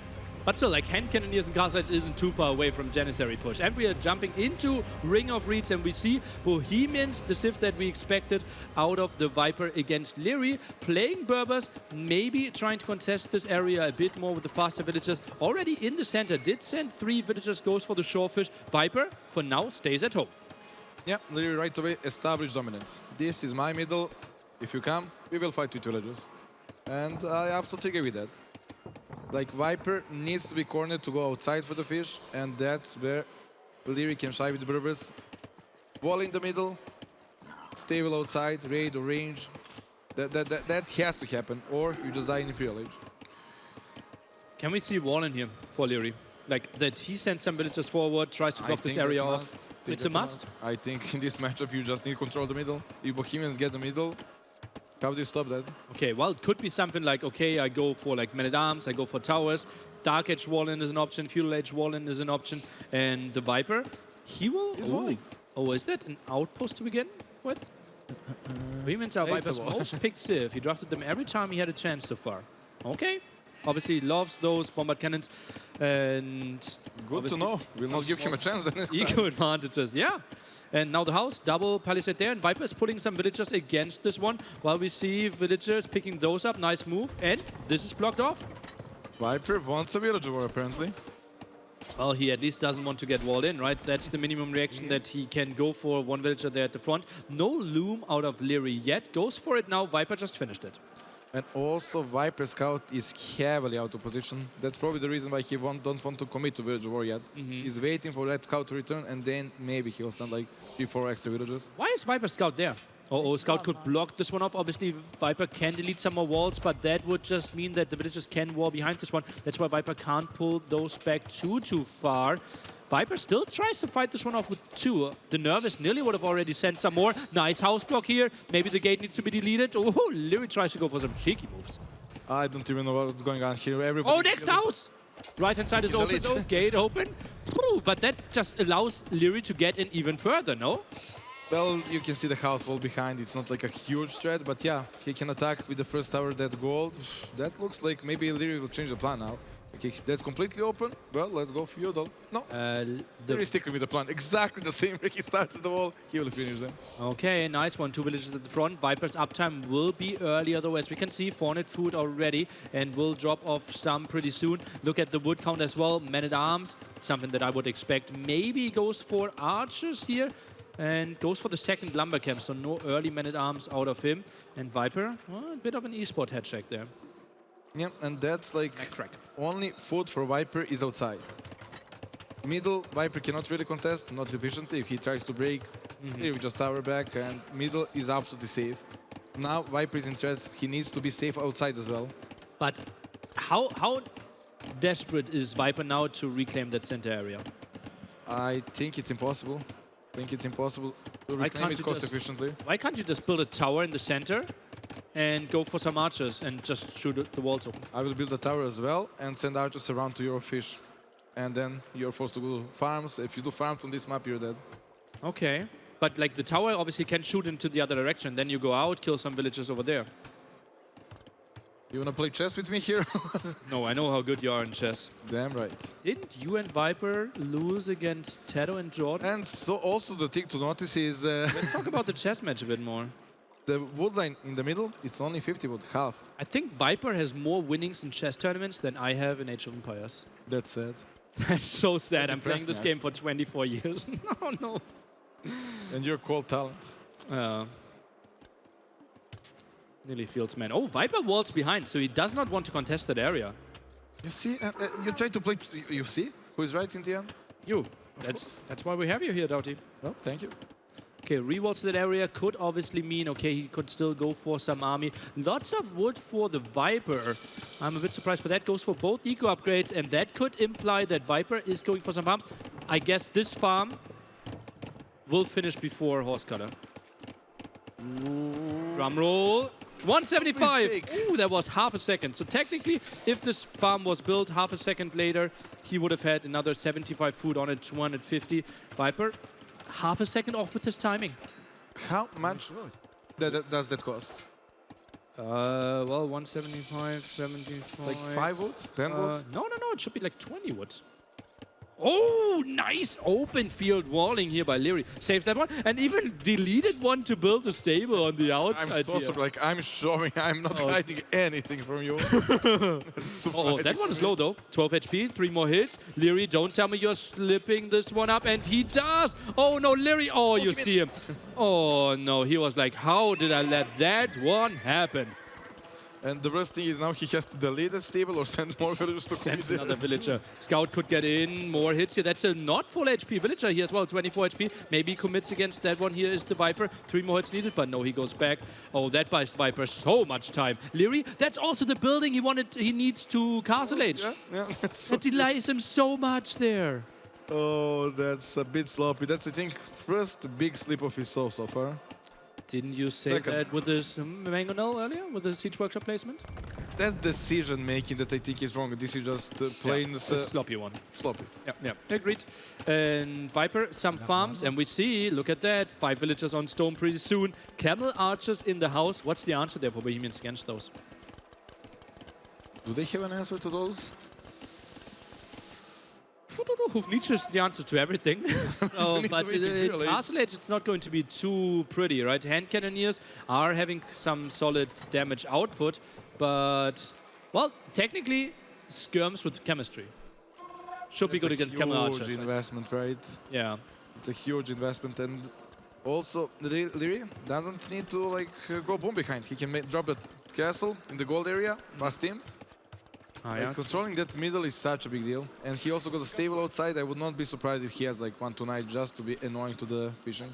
We have seen Ring of Reeds. If you kind of had limited time over the last days and want to rewatch exactly one game, probably Jordan against Hera of Ring of Reeds is something I would recommend to you. Brilliant game where Jordan took a lot of MIP control, Hera like 7 ATCs on the outside, and yeah, just rewatch it and you will know who will win. It was at one point 180 military against 90. Ooh, how did you make that much military with only a few wheels? I don't know. Is there a button? Is there a button? Brilliant game, for sure. Go watch that back in the VOD, even if you already watched it. And castle placement, you said it's going to be in the center, just next to the gold. Viper now goes with 2 villages on stone himself. Is that a delayed castle? Like, Viper economy out is so spread out, and few knights from Berbers, which are cheaper, by the way, will cause so much trouble. I think Viper just needs to go back and put the Spearman at least at 1 mil where he can protect. He cannot protect 2 sides, that's for sure. Spearman count is only at 4 right now, so that's not going to be too pretty. 2 knights now in the queue. Leary could go for more. Military upgrades non-existent for our Austrian. Viper sits at 3 eco upgrades already, so economy won't be that bad. But still, those knights, especially with like 2 camel archers that are going onto the outside, and suddenly spearmen don't matter at all anymore. And just need to correct you, Viper with 7 economy upgrades. Ooh, wait, I need to correct you. Viper with 5 economy upgrades. In 1 minute and 5 seconds, he has 7 economy upgrades. Okay. Oh, no, he got you there. Okay. Oh, I will clip that and You're play that both every right. day before going to sleep. Nice. And there is the castle of gold. I like how Leary played this out. Yeah. Blocks the main gold off there, and Viper, this is such an untypical approach out of him, isn't it? It's typical for this civilization, but he stayed feudal too long. Like he was not. Hold on out. Confident. I'm weird question, and I'm not sure if I really want to ask it. Don't ask them. Let's focus to the game. Okay. Ask. Is this fast inbound of Viper? It's a monastery. Oh, It will be a he siege do workshop. also? Or, no, it will be university. This gold mining camp implies that he's not going for extra town centers. This is fast inbound. That's why the archer range. He goes chemistry, hand cannoneer, bombard cannon. Okay, he's going for an extra town center. Never mind. I think it's still fast team. Fervor as well. No, it's Maybe not with 4 villages on foot. Yeah, no, it's not. But good. fast team would actually make I- so much sense. I was a dreamer. 5 on stone now as well. Maybe he changed his plan. Yeah, fast team actually makes a lot of sense here. I think I would like to see some more walls there. Camel archers could be a bit annoying there. Next to the house at the top, all the villagers soon inside or in range of that second town center there. Leary plays second town center as well. Still gets all the extra food. Spearman there for the defense. Town center will help out a bit, and Leary, he can't find damage here. Like the most important thing is that Viper is pushed off every single surefish, while Leary is having the middle and outside. Yeah. He's living the dream. Okay, give me your estimation. What's the timing for the first farm that Leary is building? I think game will be over before he makes farm. Really? Luckily, I'm not a betting man. I think I would bet against that. Knights now knocking at the gate here. Still Viper on stone, but obviously House is behind this one. One monk will scare those 4 knights away. Spearmen there just to be a bit more scary. I don't even think they will get a finger hit. Nice move there, but the Viper went as close as he could till the knights were running and gets the reward there. It's Nice Viper. conversion He there will for the get it Viper. And now the Spearman can go in. Sloppy with the Camel Archers here. Lost one earlier. This one could go down as well. But Viper, the forgiving god. Feels like the waypoint was off. Like those camel archers are acting here. Yeah, I'm a bit surprised as well. How did that one? Did Viper delete something at the bottom? Maybe the waypoint was to the outside. There's, oh yeah, the overchop. I think, no. Felt a bit off. Yeah, doubt. We can agree on that. 3 knights still trying to find some damage. Not going to happen. Viper plays 2 town centers for now. I think he will build the castle. And then we'll click up with the use of the market. He will chop that straggler that we see at the bottom. Villagers already going for that straggler. and then he will build a castle over that area and will reclaim the gold after he wins the trap war. Later, bombard cannons, but those camel archers and knights are going to be pretty annoying. But since Viper's eco is so condensed, it's tricky to find damage. But you don't find the damage here. You're just pinning him in so he cannot go outside. But look at the 30C for the Leary. I think Viper is trying to win the center, and he can't really advance, right? Because he can't really be outside of this area of his castle. And then we'll have to build more town centers. He only needs like gold for 4 bombard cannons, 4 or 5 of Nietzsche, right? Rest can be halberdiers. Yeah, but it's also problem is for space for the make farms. Like everything is problem. You have such a compact base. Yeah, maybe we can take a look at Viper's base again and see how many farms can he build. Yeah, that's a weird mill already. I can see some, maybe even a delete of the monastery later. Something that feels ugly, but actually an option. Oh, nice conversion potential here. Jumped out of the town center. Didn't get one. Is it still Viper? I like how he put all 3 monks on different units, and he knows he will scare away. Like, why bother? Just send all on one and he will run away. So many clicks and unnecessary. Micro. Yeah. Wasted time. You click once, he will scare away. It's not like he will stay there and be converted. Well, that's how it's done. Okay. Viper will click up any second. Obviously, a solid amount of villagers behind here. Will have the 3TC against himself, only a 2TC on the way to him. Lots of idle time here with the villagers constantly over and over again. Viper also a lot of idle TC here. 10 villagers behind. This is the time where I think he should go for a 3rd town center. But where? This is where I'm actually surprised that Viper is first on to click him. Like, he had to invest into farms. He had to... Well, investing to farms, basically. Well, but he saved the food for 12 more villagers. He saved the food for 4 knights, for 10 camel archers, for the castle, like that was so delayed. Plus, obviously, all the eco upgrades, right? And especially, like, it's actually pretty good if you're so tight in your area and can't really get more villagers. Getting the eco upgrades makes so much sense because now your villagers are more efficient. Remember, he also got favors, so his villagers are so fast. I don't know. Percentages, as I know, bigger number. It's better for the percentages, but okay. We'll listen to you. You're a math professor after all. Well, if you can't get onto proper numbers, just upgrade what you already have. Tricky castle on the outside there by Leary. Tries to pressure that area.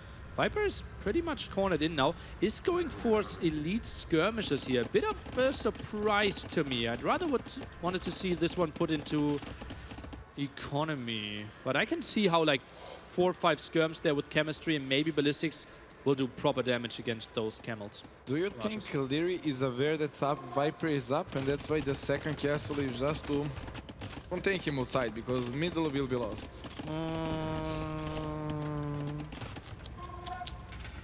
Feels like he fully retreated from the middle, like as well. It's so tricky, right? I'm not sure how Leary's game sense works there, right? It's obviously in a scenario that you most likely have never played against, right? Someone 2TC, you don't really see any units except like 3 monks at home. You still see all the relics there. What's really going on? So yeah, Viper's resources have to go somewhere. So it's actually likely that he's up to him, Yeah. Probably that's the case, and I think he needs to switch to the Hussars here. Block printing, plus 3 range on those monks, plus crazy vision advantage there as well. 3rd town center now coming up. And Viper, just a casual trap for now. Could go for a bombard cannon, but doesn't have the resources. 55 villagers. And I think the game will be pretty stable here because Leary will take some time to get in. We'll lose that castle. The one in the back could be dealt with a bit later. But Viper can't really push, so this is a rather slow game. Let's check the farm count, please. I'm actually surprised that Leary is not even close to God. 20 here, and Leary on the other side, maybe at 0. Still 0? Okay, right. No, Lots of extra food. Lots of extra food on the outside, and more mills. How he's not happening? Like, 20 farms, that's how much? 1,000? Some investment. 1,200 bodies. 20 more villagers are 1,000 food as well, Doubt. But it's working villages. They pay back. Maybe not yet. Eco upgrades, maybe. Furrow did something. Now the trap is dealing with that area. And Viper, he made quite some work without control over of his main gold. Leary now goes for a castle at the bottom. Leary will have a lot of map control in this one. Yeah, Leary accepts his destiny. He is giving up on the middle. He wants sides. He wants a really long game. And Bohemians, well, you're happy then. You're quite happy. Skirmishes there, still without ballistics, still 3 seconds away. Gets 1 conversion. Knights are now coming in at the left-hand side, running away. Viper He has the scout there at the top above the relic. Nah, can't really go for it. Is sneaking through. Maybe tries to scout a bit more. Where do you send the trap now? Are you trying to clear up the castle at the top, or are you going through the center? I think absolutely through the center. You don't have mobility, you will never have mobility. You want to get him to the center, you want that extra golden stone that's in the center, and just buy time on sides. And Bohemians, maybe the best team to buy time. Oh, Leary heavily housed here. We have to see that. One needs to build some more houses. Skirmishes there. Now finally for the defense. Leary still dodging some shots, but once they're connecting, Kamarchis are dying. And does he have ballistic? Yeah, Yes, ballistics finished some seconds ago. Now the first Hussite wagon. Hello, what is that for? But Show off. show off. Okay. Maybe show off. Switch There is into- no cast, there is nothing. Switch into more barracks here is what I would assume as well. Leary likely to go for some cavalry. Indeed, that's coming up here. Light Cav goes for some armor. Illumination now as well, so that those monks will regain their faith a bit earlier as well. Bombard cannon still in the center. And Leary, he will lose a lot of control. And then those outside TCs really have to carry.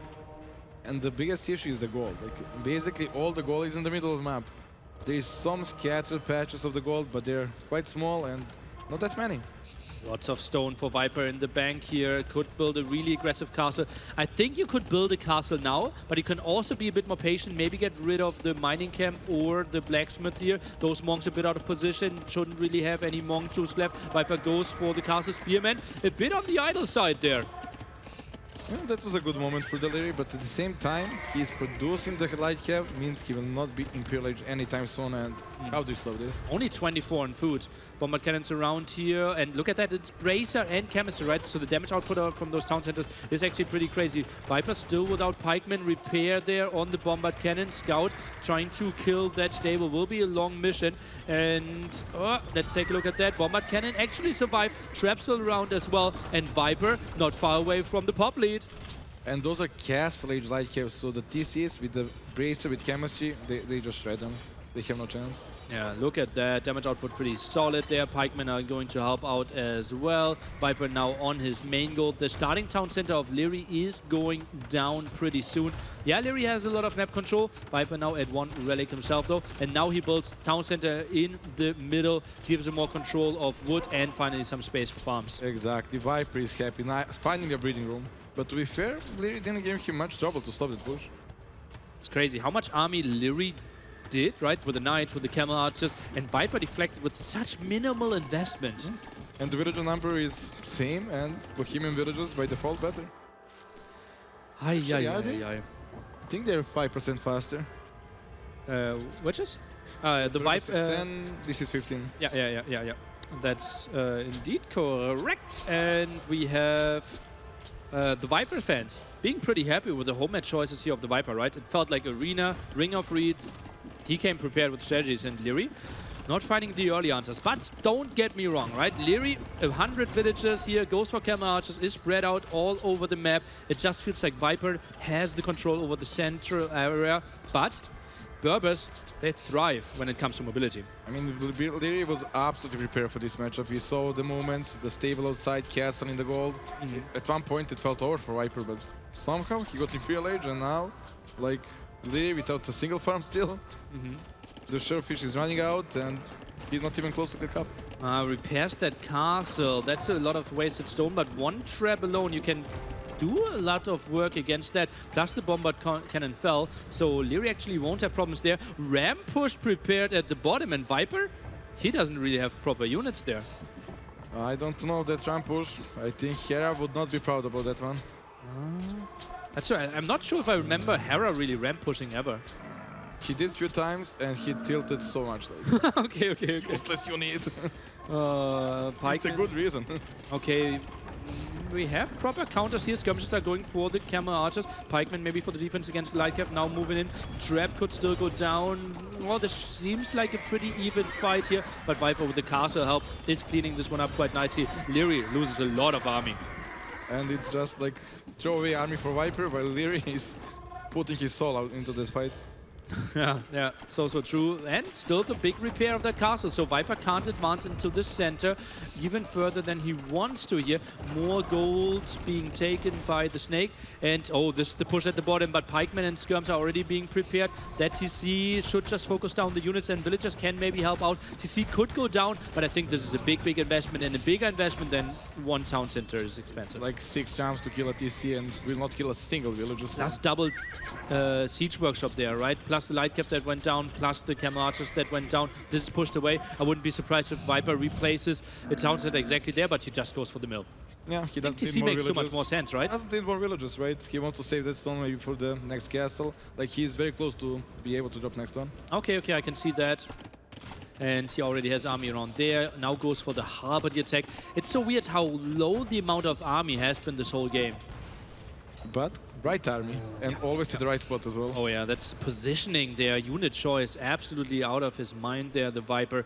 And now Harpody attack, obviously crazy Bohemian Harpody is there. And Berbers, they're lacking some answers against that army. Technically, they could go for champions against Skirm and Harpody, but that's not really what you're thinking of if you're Berbers. Look at those wild farms. Ay, what's happening there? Oy, oy, oy. Yeah. The Surefish ran out and he probably had to panic on every single angle there. Yeah, that was a lumber camp where we normally should have seen a mill. So I saw that went correctly there at the left-hand side, indeed. Oh yeah. And yeah, those villagers have to walk quite far. Viper still housed, and those Halberdiers now so good against the camel archers as well. This is looking really good for the Viper. More raids coming in. Leary's trying to make life tough on the Viper. That castle is an optimistic one. Oof, you don't need to rush it, and I think Rams are hitting downhill. Yeah, potentially 600 HP. Let's take a look a bit closer there. And that castle is going down, but it is cancelled. Viper still has a lot of stone in the bank. Like, Bohemians is a huge threat in Imperial Age, but when you look at the army, like, Viper is just having trash units. Like, it's not Bohemians. It's not Bohemians. It's very generic right now. There are like 30 civilizations in the... let's say 20 civilizations in this game that could have gone for that army. Orlu certainly knows the exact number. 2 traps, still firing. How much stone did we repair into that castle? Sorry for not being Orlu. Well, tell me, how many civilizations have elite skirm, combat cannon, and halberdiers? I'm a fan. Let's focus. That castle was quite a bit of investment, but if that castle falls, he falls. That's it. That's entry to his economy. Yeah, then even halberdier raids could be an option, and that's obviously really ugly to deal with. Still proper economy out of Leary there. 40 plus on wood, 40 plus on food, goes for a lot more. Light cap tries to make life tough. Oh, look at that Viper. The castle isn't even dead yet. You like that spot. You like that spot. And like from that spot, traps can range everything. Just one screen further left of this, there's so much Leary. But he is spread out on the both angles as well. If Leary was in Imperial Age, I would give him a fighting chance here. It's just like, even half just hold this. Like, everything is cost efficient for Viper. That's a really good one there for Leary engagement-wise. Clears up a lot of the skirmishes. Halberdiers, Viper was a farm there at the top. Yeah, not the best one. Now tries to go for some quick walls here, but that should be enough Halberdiers to deal with this. Goes for some nice gate. The house again. Now trying to go for the surround. Another gate. Oh god, this guy's crazy. It's so annoying to play against him, seriously. Now trying to break this one, but that bought time for the Halberdiers to come over. Now the counter tower, the one that never works. So many villagers still alive, plus 3 traps around this one. Even if villagers were to die, I think the castle should go up. We are at 82%. Oh, it's only 4 villagers. Can Leary maybe stop this one? You should judge this moment. Well, Bohemian villagers actually have extra HP. Maybe actually critical in this spot. Sanctity working for them. Not sure if we have Sanctity. 97%. What is going up there? Castle is going up. Holy moly. Oh. Tower never works. Ay.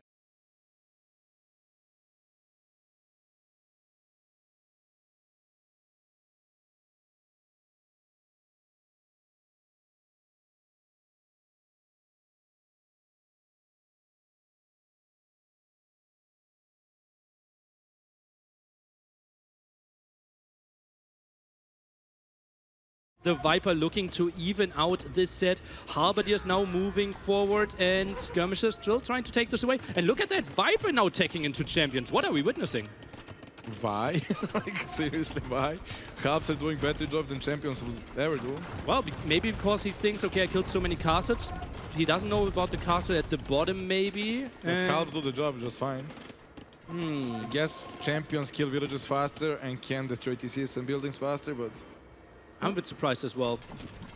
Now goes for some more farms in the center here. And yeah, he continues tagging into more units. Look at that. Longsword tag now coming up. Viper sits at a really solid economy, and Leary has so many idols now. And that one Hoflinsa is alive whole game. How many kills do we have of that one? I think it's a new one, but the friend is there for sure. Halberdiers can deal with this one. The Longsword man could deal with this skirmisher raid, but we don't have the biggest upgrades when it comes to attack, so killing those units will take some time. But just skirmishers in him should be able to deal with the skirmishers in Castle Age, right? You have +2 attack and another range. But it's not the really fight you want to take when you have tech lead. So I somewhat see the champion switch here. You have a huge tech lead, you have probably better economy, and you want the unit that you will spam and that will actually do damage. And you don't have light here. Uh-oh, I remember this doubt. What is going on here? They were watching our summit earlier. Okay, the Hussite wagon now coming over there. Damage output, obviously not the most important thing. Villagers are going to die. And Leary is on the way to Imperial Age. And he's not far away from Imperial Age. I mean, his population is absolutely healthy. He got good villager number, he got good army, he's on the way to imp. Lots of map control still, makes it pretty wild to play against. Viper takes into two-handed swordman, now the first attack upgrade. Those halberdiers still trying to find some kills, but look at that. Now the monastery died with 3 relics inside. Leary was up to 4, two-handed swordman, and they will find some raids. Indeed, so Viper now needs to clean as much as farms as possible, because once those hussars get even cheaper, can get ugly, can get out of control. And Leary, it looks like he is tapping this one out.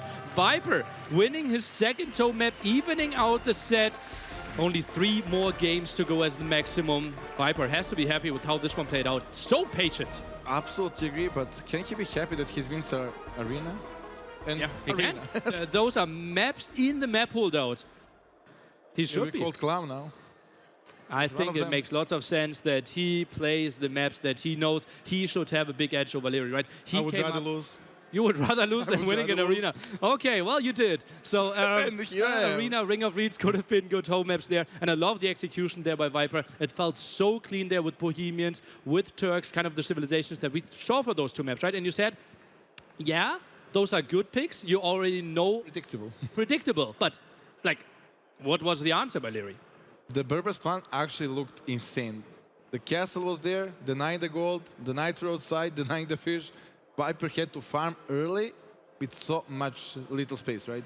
He was so cornered and only 2 TCs. Like, he couldn't even squeeze another TC. If he had more villages, they would not have place to work. So 2 TC was optimum. Yes, Bohemian's economy is just good. Yeah, obviously. And he went for the eco upgrades so quickly, right?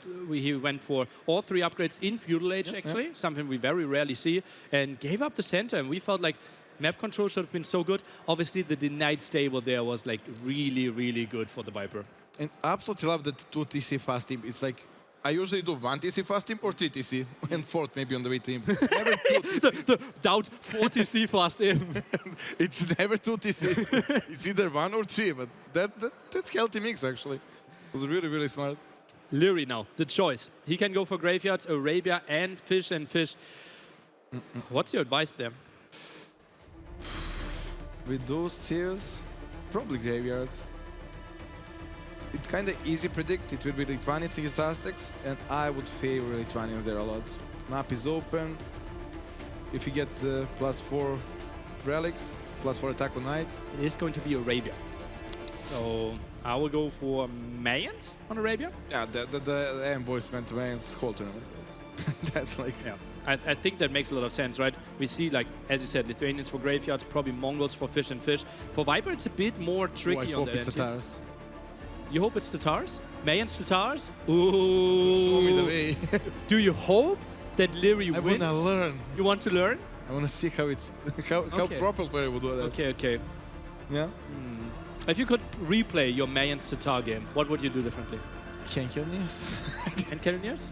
And maybe now, when I think even more, Onagers. Kashyyyks and Onagers. Like having 6-7 Onagers. He only got melee units. Just ground attack with good micro. Good micro. Okay, okay. Like I had Well, 6-7 castles on hill. We turned game very slow, so I just needed ground attack. If he tries to raid, I have caching to catch him. Yeah, raiding is tricky for him, right? You had 5 castles there, basically protecting your whole base.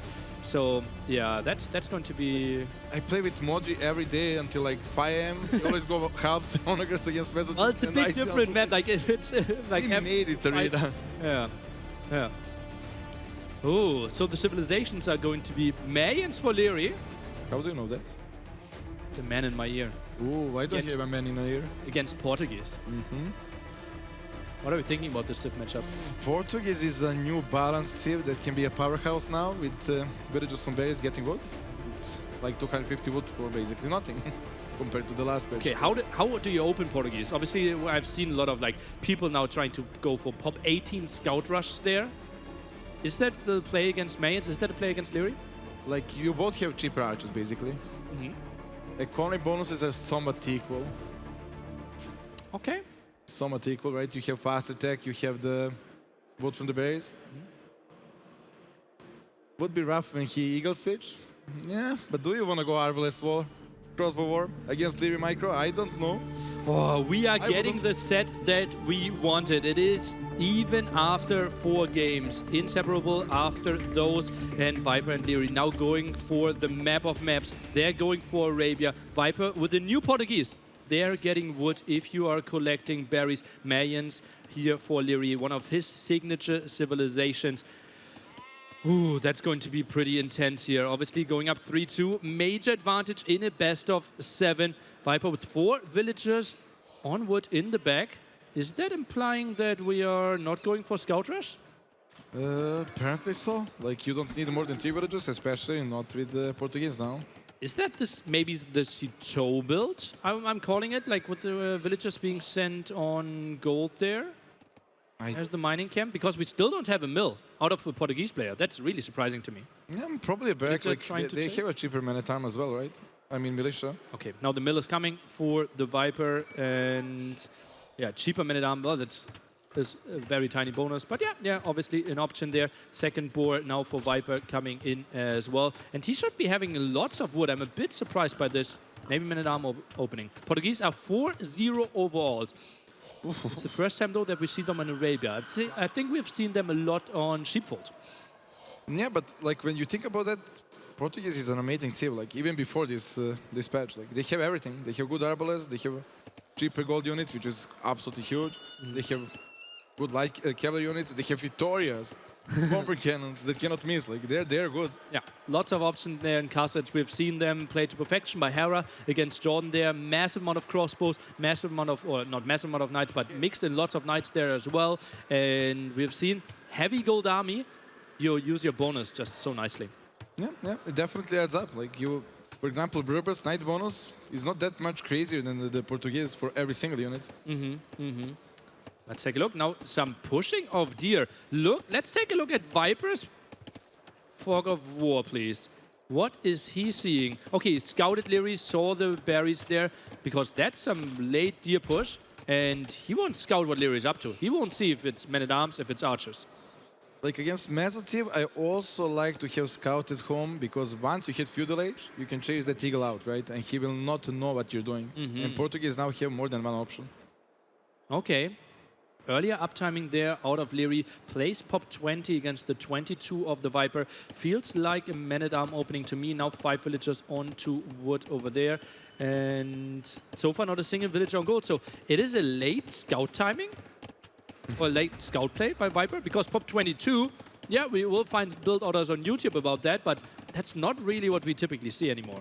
To be fair, I don't think even Viper is sure what he wants to open right now. I think he wants to hide his cards and he wants to play reactive. He would be happiest if he snipes that eagle and then decides what to do. Oh, once on Northern Isles. Who played Portuguese there? I don't know, but I know he won. Okay. Must have been a good player. Well, our enemy got bad too, but... One of the two. Archer range opening here by Leary. No man-at-arms out of in. Pop 20 play there. And he has 2 villages on gold. So we'll see a lot of archers discounted there for Mayans. And Viper on the other side still not on gold. Wild questioned out. Okay, He's 2 on on gold. Okay. I don't have to look stupid. What was that wild question? If he sends 2 on gold now. That doesn't sound too wild. That's why I would have asked the question. What was the wild question? If he plays skirm defense. It's reasonable, skirm defense. But we won't see that here. Actually, an Eagle even added out of Leary here, so goes for Archer. Eagle now added some more villagers onto gold. Viper goes for the wood upgrade. Can't afford the farm upgrade just yet. At least does not want to go for it. And yeah, nice information. That's what you said earlier, right? Trademark Viper there and even get some damage on the Archer. You might even kill it. He's downhill right now. Uh-oh, nice one. Chases this one down. Nice. There goes the pressure. Like Viper got now all the cards in his hand. The early pressure, that signature for the Leary is gone. He can choose what he takes. Is it just the moment where you go for the farm upgrade? If you're Viper here? I think you always go for the farm upgrade. Even if he opens archers? Typically, if you open archers, I've seen lots of people go only 2 on berries. A third one there from earlier. That's really surprising to me. Viper isn't playing Portuguese like most players go. Like, most players heavily go onto berries. We have to ask him about that one later. He wants that bonus to slowly tickle to the game, not just instantly jump. But I prefer relatively to do. speaking, it's more wood early on, right? If you instantly have 4 of them, look at that, he even pulls another villager away again. Yeah, I would be there with you. Like, you want that bonus to be paid off right away when you have less villagers. Yeah. 250 wood in total there. 2 archers now going in. Fletching already against no fletching. Viper can easily take this one. Should not have fought against the spearman though. Tries to micro away. Kills the spearman. Has to go away now. Sees the Eagles out of eagles. position there. Viper still with fletching. He can chase this one down. Good opening for the Norwegian. It should be easy trade-off, 2 for 1, right? Yeah. But the eagles are coming over. Maybe trying to snipe one down. house. But 2 archers are popping pretty soon. Scout is helping out, won't be focused down, trying to decimate the archer numbers here is the plan of Leary. 2 archers coming in, those eagles, can they save themselves? Seems like yes they can. Nice micro with both players. But the HP left on those eagles, they won't provide much of the value. Yeah, but is this maybe the spot where we just heal them up? And Leary, your boy. I mean, he's learning. Why the market at this spot? Like, not placement-wise, why do we need a market in this game right now? You always need a market. Like, why do you make farm? Like, it's economy. It's good. It's healthy. Okay. Is he really working on a timing here? I'm surprised that he's doing the armor upgrade. He really wants the timing. That can wait, but... And I'm even more surprised that he's still pushing. Like, he's so double range, he lost the first fight. Why do you think he will win the next one when you have less units? And also sold the stone. Is that maybe just for the full aggression? Now sends one skirmisher forward. Viper actually walls behind this one, so can't really go for the stable unless he deletes one of his houses. Okay, and goes for Palisade there. Makes a bit more sense. And Viper now goes for armor himself. That's some low HP archers that are pushing in here. Leary more aggressive than he needs to be. Only reason I would see to be this aggressive when you are using the market is the fake pressure that he's switching. What is Leary doing? Oh, shaky! 3 archer losses unanswered, and he is not happy. Not sure what happened there. Oh, emotional outburst there as well. Viper in full control now. Look at that 10 against 6 military KD 8 to 3 out. That was so untypical waste of units for Leary for sure. Armor now, it will be Skirm, Eagle. Viper sits on double archer range, goes full archers. The discount there, that's why we only see 7 on gold compared to the typical 6. Viper also has a stable, I believe, but doesn't feel like he needs to go for scouts yet. Like, going Skirms and Eagles is not ideal composition as mines. Like, you just want to survive basically now. He doesn't want to lose right away. His gold is problematic. If he loses the next fight, he's out of the game, so he cannot continue making archers. Okay, still no scouts in production. Okay, now finally we go for some scouts. Can easily dive on those skirmishers. 3 military upgrades here already for Leary. Now chasing the Viper away, but that's a big investment out of our Mayan player. Yeah, and also he got the armor. But, oh, Viper got armor as well. Not sure if he needed that. Well, maybe he felt like, okay, you go for armor, so that's going to be a lot of pressure coming. And, well, I mainly go archer and skirmisher, so wanted to add this one in. Now, scouts are popping there, but the skirms might be a bit exposed. Where are the scouts going? Okay, trying to chase the skirms at the left-hand side. Yeah, beautiful control by both players. Like, Viper split, so Leary needs to decide where he sends the more army, and he said exactly as much needed on both angles. One scout here, one scout there. Perfect moves, and he will do the damage. This is just brilliantly played by our Snake.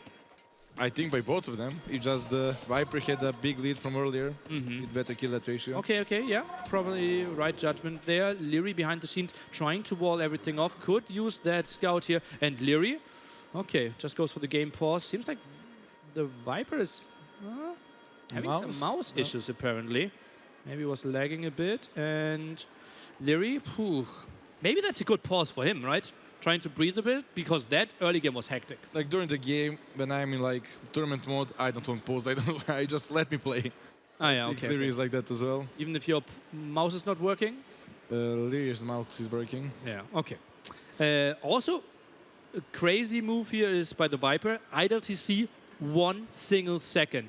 And that's why we had double archery range, both military upgrades. We had the wood upgrade there as well.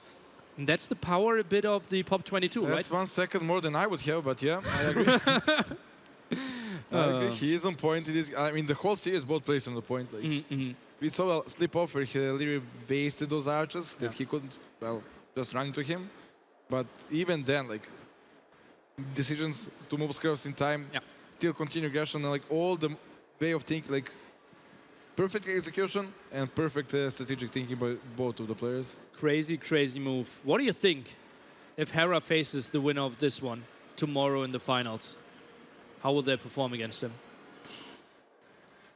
I think all 3 players today show the top class. Okay, they're on the same level? Yeah, it's not like Hera just owned Taro so heavily that you feel like he might be... Yes. Well, just result-wise, right? But we are going to continue here. Viper's mouse issues were resolved, so we can continue. Viper, obviously, adding those scouts meant he is a bit later to the Castle Age. Leary probably using the Mark pretty soon. But Viper, before that, look at that. He sold 100 stone and bought himself some food. Yeah, Leary and me will have to talk about the market. This is not how you use it. Okay. This is not what you do. Market and going scrims is not the way. Okay, what's the secret to the market, Dot? If you go market, you need damage dealer units. You want something that can put the pressure. Scrims, not so much. Scouts are now coming in. That's only 1 villager, 1 eagle, 1 skirm. And Leary a bit out of position now realizes, okay, I'm not sure if I can do damage and I'm open at home. I need to send my army back. Those scouts are trying to squeeze in. Eagle count, not that scary. Only at 3, and they should have already had some HP losses. Skirm's a bit out of position. And the Eagles in Feudal Age are not scary at all against scouts. Well, against Arch, they're good against skirms, I guess. And there are not many skirms for Viper. Now the gate here, we see another barrack, so it is the Eagle play. Leary, double mining camp there, and those archers trying to be sneaky. Do you attack here, try to disrupt the wood line, or are you waiting for Castle Age? I think he can get the free damage. He is confident he got map control, that Leary is stuck in. He knows how many kills he got, and he will probably do the pressure. And he saw probably the market from Leary, so he wants Leary to be on defensive before he gets Castle Age. Nice move here by Leary with the skirmisher, tries to find out where's your army, and only sees the scouts. That's a bit weird. Like, Leary won't really know what's going on here. Why are 4 scouts out there? I saw potentially bloodlines here out of you. Where are your archers? Did not see them in quite some time, and Leary goes for the counter attack. I think this is risky. It's for sure risky because counter attack with skirms, like, what you gonna accomplish? Like, even okay, let's say those units teleport through the wall. What you gonna do? Tickle some villagers? Yeah, make them laugh. Not enough, not enough. Second stable by the Viper. This is similar to what Hera played, right? Double archery range, now double stable here as well. We have yet to see more upgrades out of the blacksmith, something like armor for those knights. Leary a bit later in Castle Age, he's out of position. He adds a town center, so does the Viper, so no complete all-ins though. Yeah, Viper also did soul the Reset the woodline at the right-hand side. Can we see a villager kill here? Moves in, finds one, has to be happy with that. And that's what he waited for, right? He was so patient. He could have gone there earlier, but he waited for the Castle Age upgrades and got rewarded by 1 kill. With 1 kill. 2 kills. And Viper, Leary was actually aware of that. He had that sneaky skirm searching for that. That was the other side. Yeah, but he didn't know which side, right? He was scouting for that. He probably felt the bottom side is more vulnerable for him. Okay, knight count soon at 4. 2 more in the queue here. Crossbows trying to run. Oh, and that's a nice movement. Leary needs to go with the skirms to the left-hand side. Still 15 seconds away from elite skirmisher. Already has +2 attack. 1 armor on those. Viper can never take this fight. Knights need to run there. Viper needs to buy himself some time.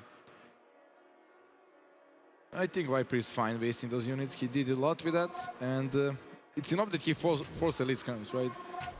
Okay, now goes a bit closer. Obviously, elite skirms have minimum range, tries to bug them out a bit. And the Knights there trying to find another angle at the front. And that's a new, relatively big group of crossbows. Also, Viper stopped at Leary Gold, and that's why he's going double stable, double range. He just needs to break him there, and if he continues with this pressure, not sure what Leary can do to stop that. Eagles heavily under-upgraded. Those are still Eagle Scouts in Castle Age here. Only one armor upgrade. Those Knights can take absolutely reasonable fights against those. And now we're pushing in there. That's going to be tricky. Villagers could go down. And that's some pressure on those houses here. Scouts are trying to find more damage. Maybe some more Knights could have already broken this one. And University will be denied for quite some time. 189 HP. More crossbows are coming in. Skirms opened the wall there at the top, trying to deny this one. But still a lot of damage. Yeah, he's getting closer and closer to that gold. When these scouts go down, he can range that gold. Oh, Oh, Eagles popping though, and those crossbows could be maybe caught off guard. Where are the Oh, Knights? they are slipping through. Buttered in there to still slip through. Skirms are now being attacked by the scouts. Not the most important thing. And those crossbows, whew, some of them get away with their life. like those eagles have only +1 armor. That's nothing. And that's why the Knights are so nice. Maybe low HP Knights microed away there. At least that's what it looks like. Crossbows, not the craziest number here. Needs to combine those forces. 16 crossbows together. Could actually be some units with quite some punch. Leary not going for any more skirms. Tries to go for Eagles exclusively, but so heavily under-upgraded. Yeah, like we said, the skirms are there to survive, not to get the map control back, and he needs to break out of this position. What's the army value here? 1,500 against over 2,000. Viper now goes for armor for those Knights. A heads-up fight. Viper easily wins that one. It's easy cleanup. It's the upgrade value as well that doesn't show up.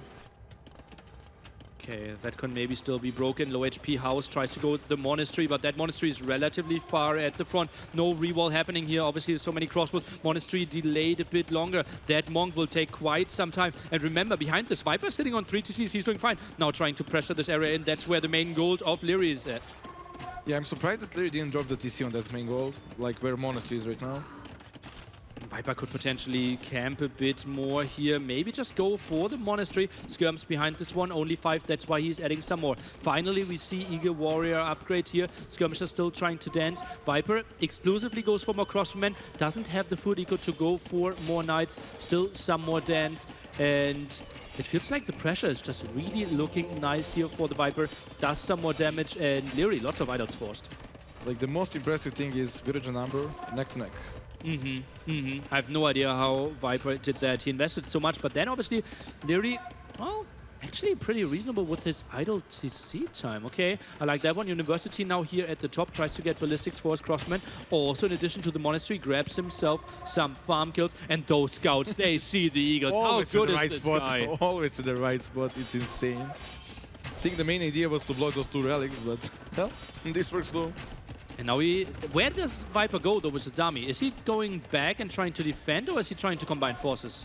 I mean, he does miss like the key upgrades for the raiding, +2 armor, so they sustain more TCs, and +1 attack, so they kill villager slightly faster, well, 1 hit faster. Leary is going back though, and Viper, he's going back as well. The patience of this guy. And now look at this army, and look at the blue deads from the top.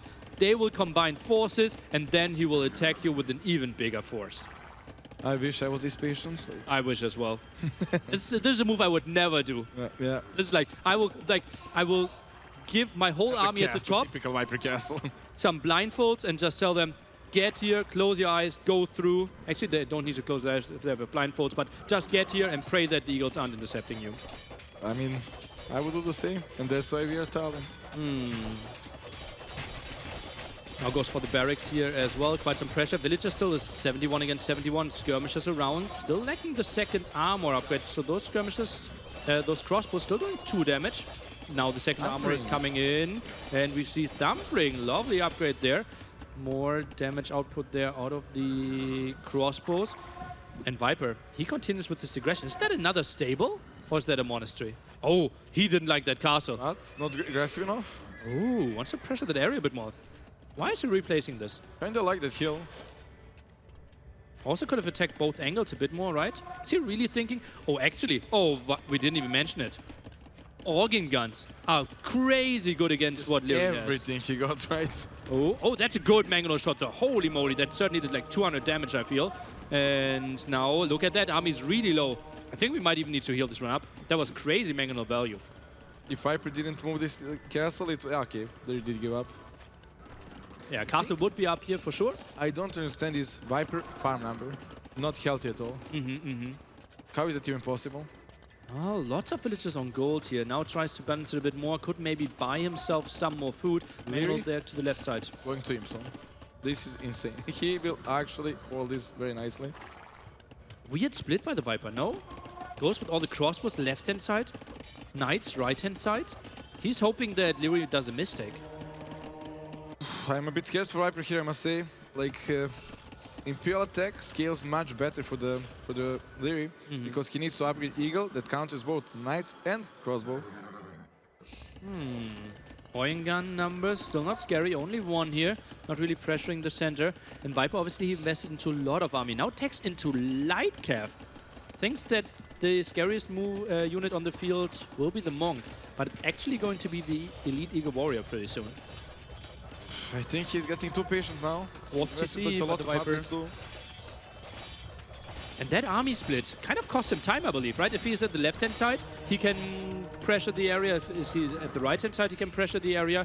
Just felt like crossbow and knight splitting. Didn't really find the damage. We'll get the kill against the Monk and the Villager, though. But we'll get rid of the archery. Number of the Villagers on stone for Viper. He will get another castle right next to the Leary's face before he gets in. Yeah, maybe on the till here at the right-hand side, corner him a bit more, get control over that gold area. And Leary, that cast, I'm not 100% sure if that will go up without any losses. Obviously, Monk can still help out. Eagles are going in. They don't really want to trade before they are elite, though. It's a long way until you're elite. First he needs him, then upgrade, and... Knights going for the Mangonel. Crossbow, oh, taking some hits here, diving in pretty deep. Mangonel finally goes down, and all those Eagles are shredding. Oh god, look at that. We see the crossbows killing so much. Skirmisher numbers are pretty low. Now we see 15 military units only for Leary. So many villagers falling here as well. What a beautiful timing out of the Viper, and he finds so many kills. What a crazy attack. Suddenly 80 population against 140. After we said Leary is in a good spot because he can go for Elite Eagle Warriors. Look at that. 2 Eagles on the field. There's nothing left for the Austrian. He will get Imperial Age and then what? One trap.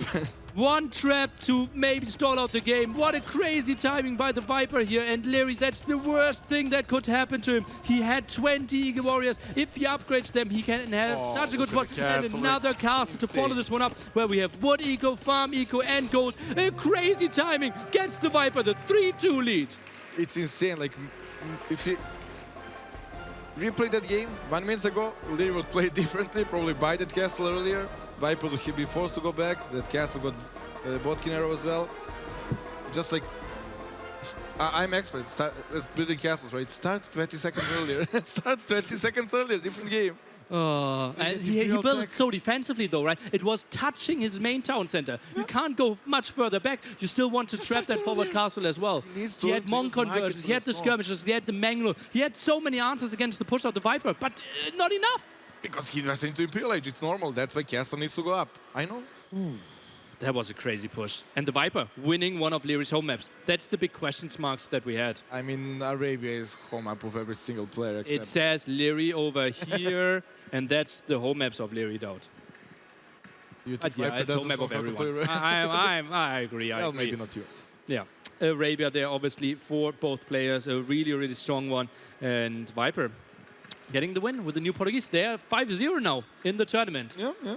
One single small, it's not that's all of its work, right? But one change there for Portuguese, and suddenly they move from like C minus tier to, is it close to S tier?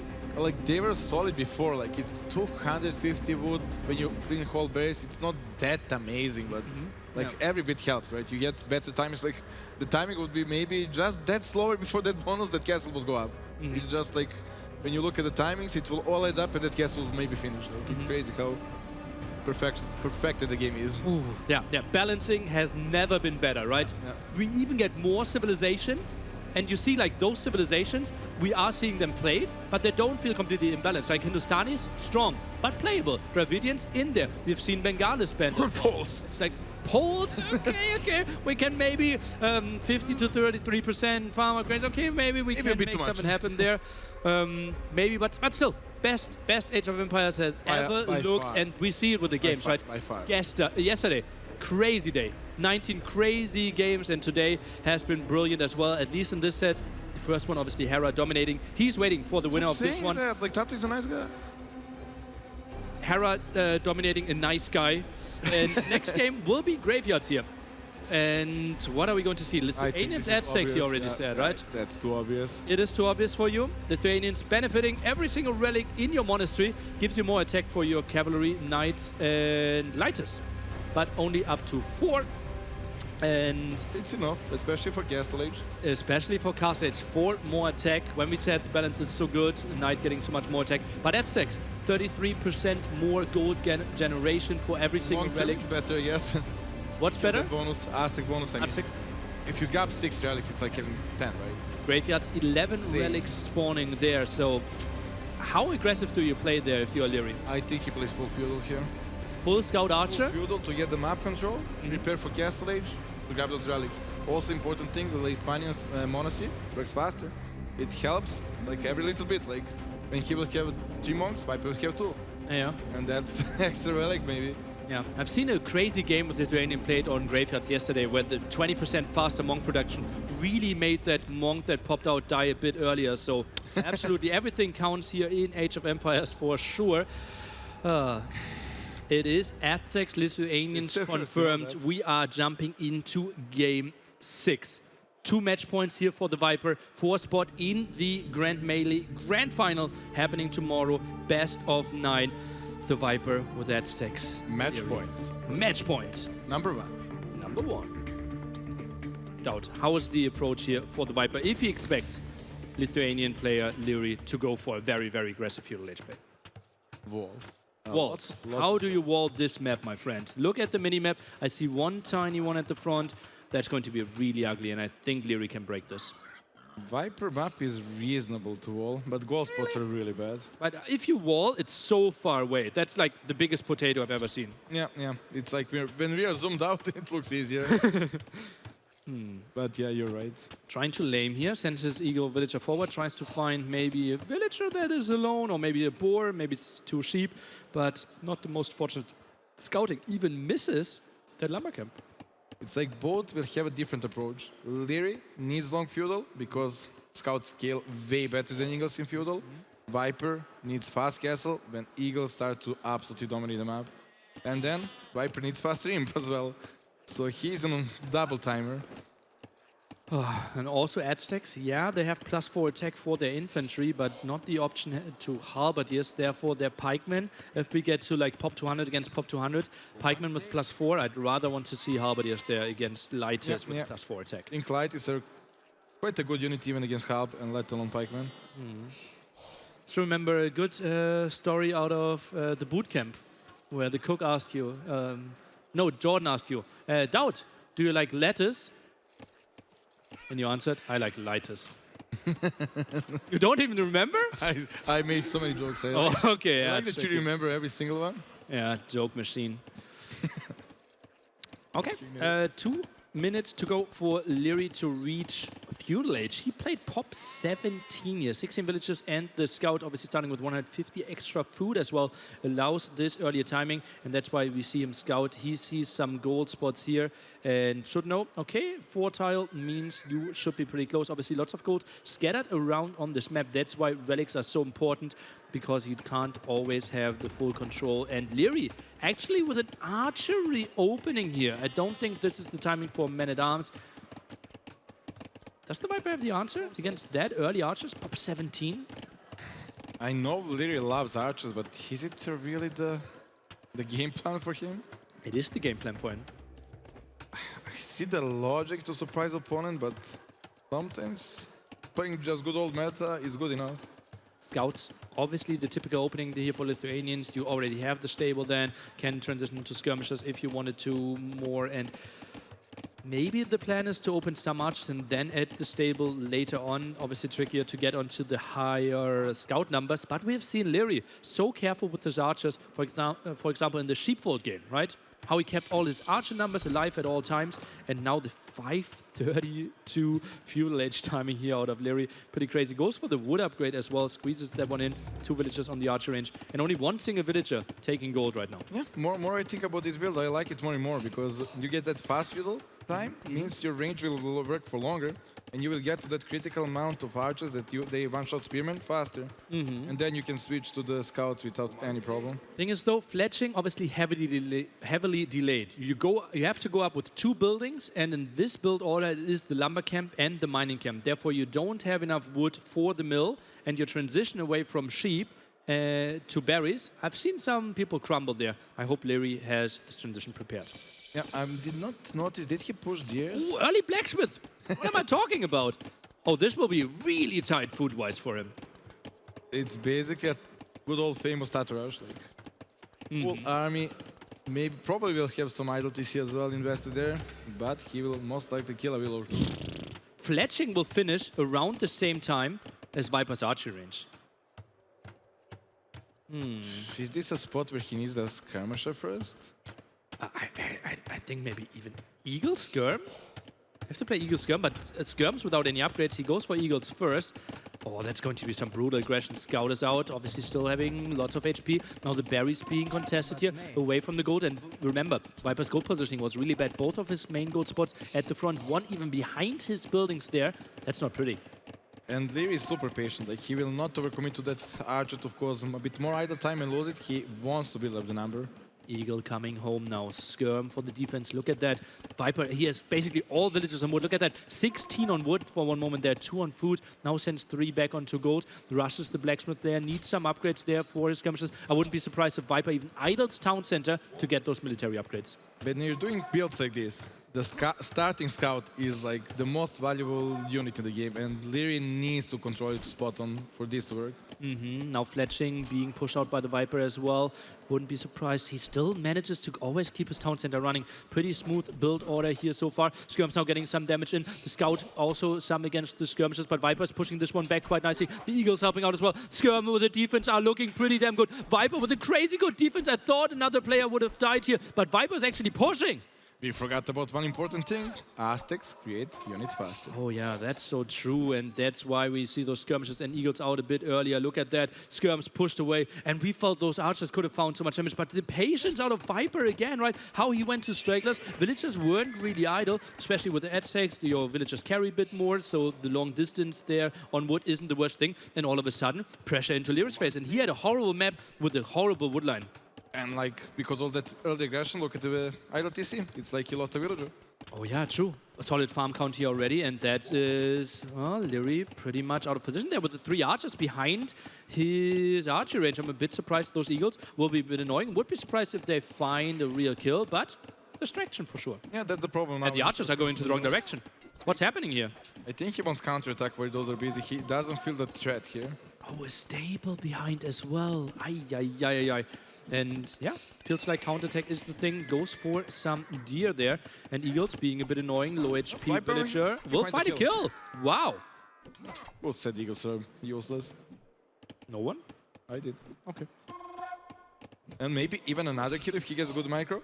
Now the quick one, open field. The skirmisher can maybe deal with this one. No, he can't. 2 villagers down here already. Those 3 eagles and 1 skirm really paying off here. I would have thought the defense with the 3 archers wasn't a natural thing. Leary tried to go for the counterattack and is finding some damage here as well. Scout around. Those 3 villagers left-hand side were a bit distracted, and this is going to be so tricky. Now fights at both ends, and villagers will find the clear up here. Scout around as well, and all of a sudden Viper sitting at 3 military. Needs to go for some pretty quick walls here. Villager a bit out of position. Oh, now Leary pushing again. What are we witnessing, Daud? This is absolutely another level from Leary. It's like when enemies pushing with skirms, his logical transition after this is archers.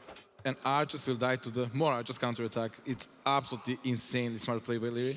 And now he got momentum completely back. He got the field with the scouts. He got good archer number. Oh, and returns the favor. 2 villager kills here. In a spot where we felt Viper is completely walled at the head one, and he finds them regardless. That Scout is clearing up the skirm, and still not a pretty lumber camp, but Leary found the defense, still continues to go on to gold. Farm transition is existing as well, and those archers, I'm a bit surprised that he's trying to break that out. Could go around here, but just wants to regroup and then maybe find a different angle. Viper only at 4 military right now.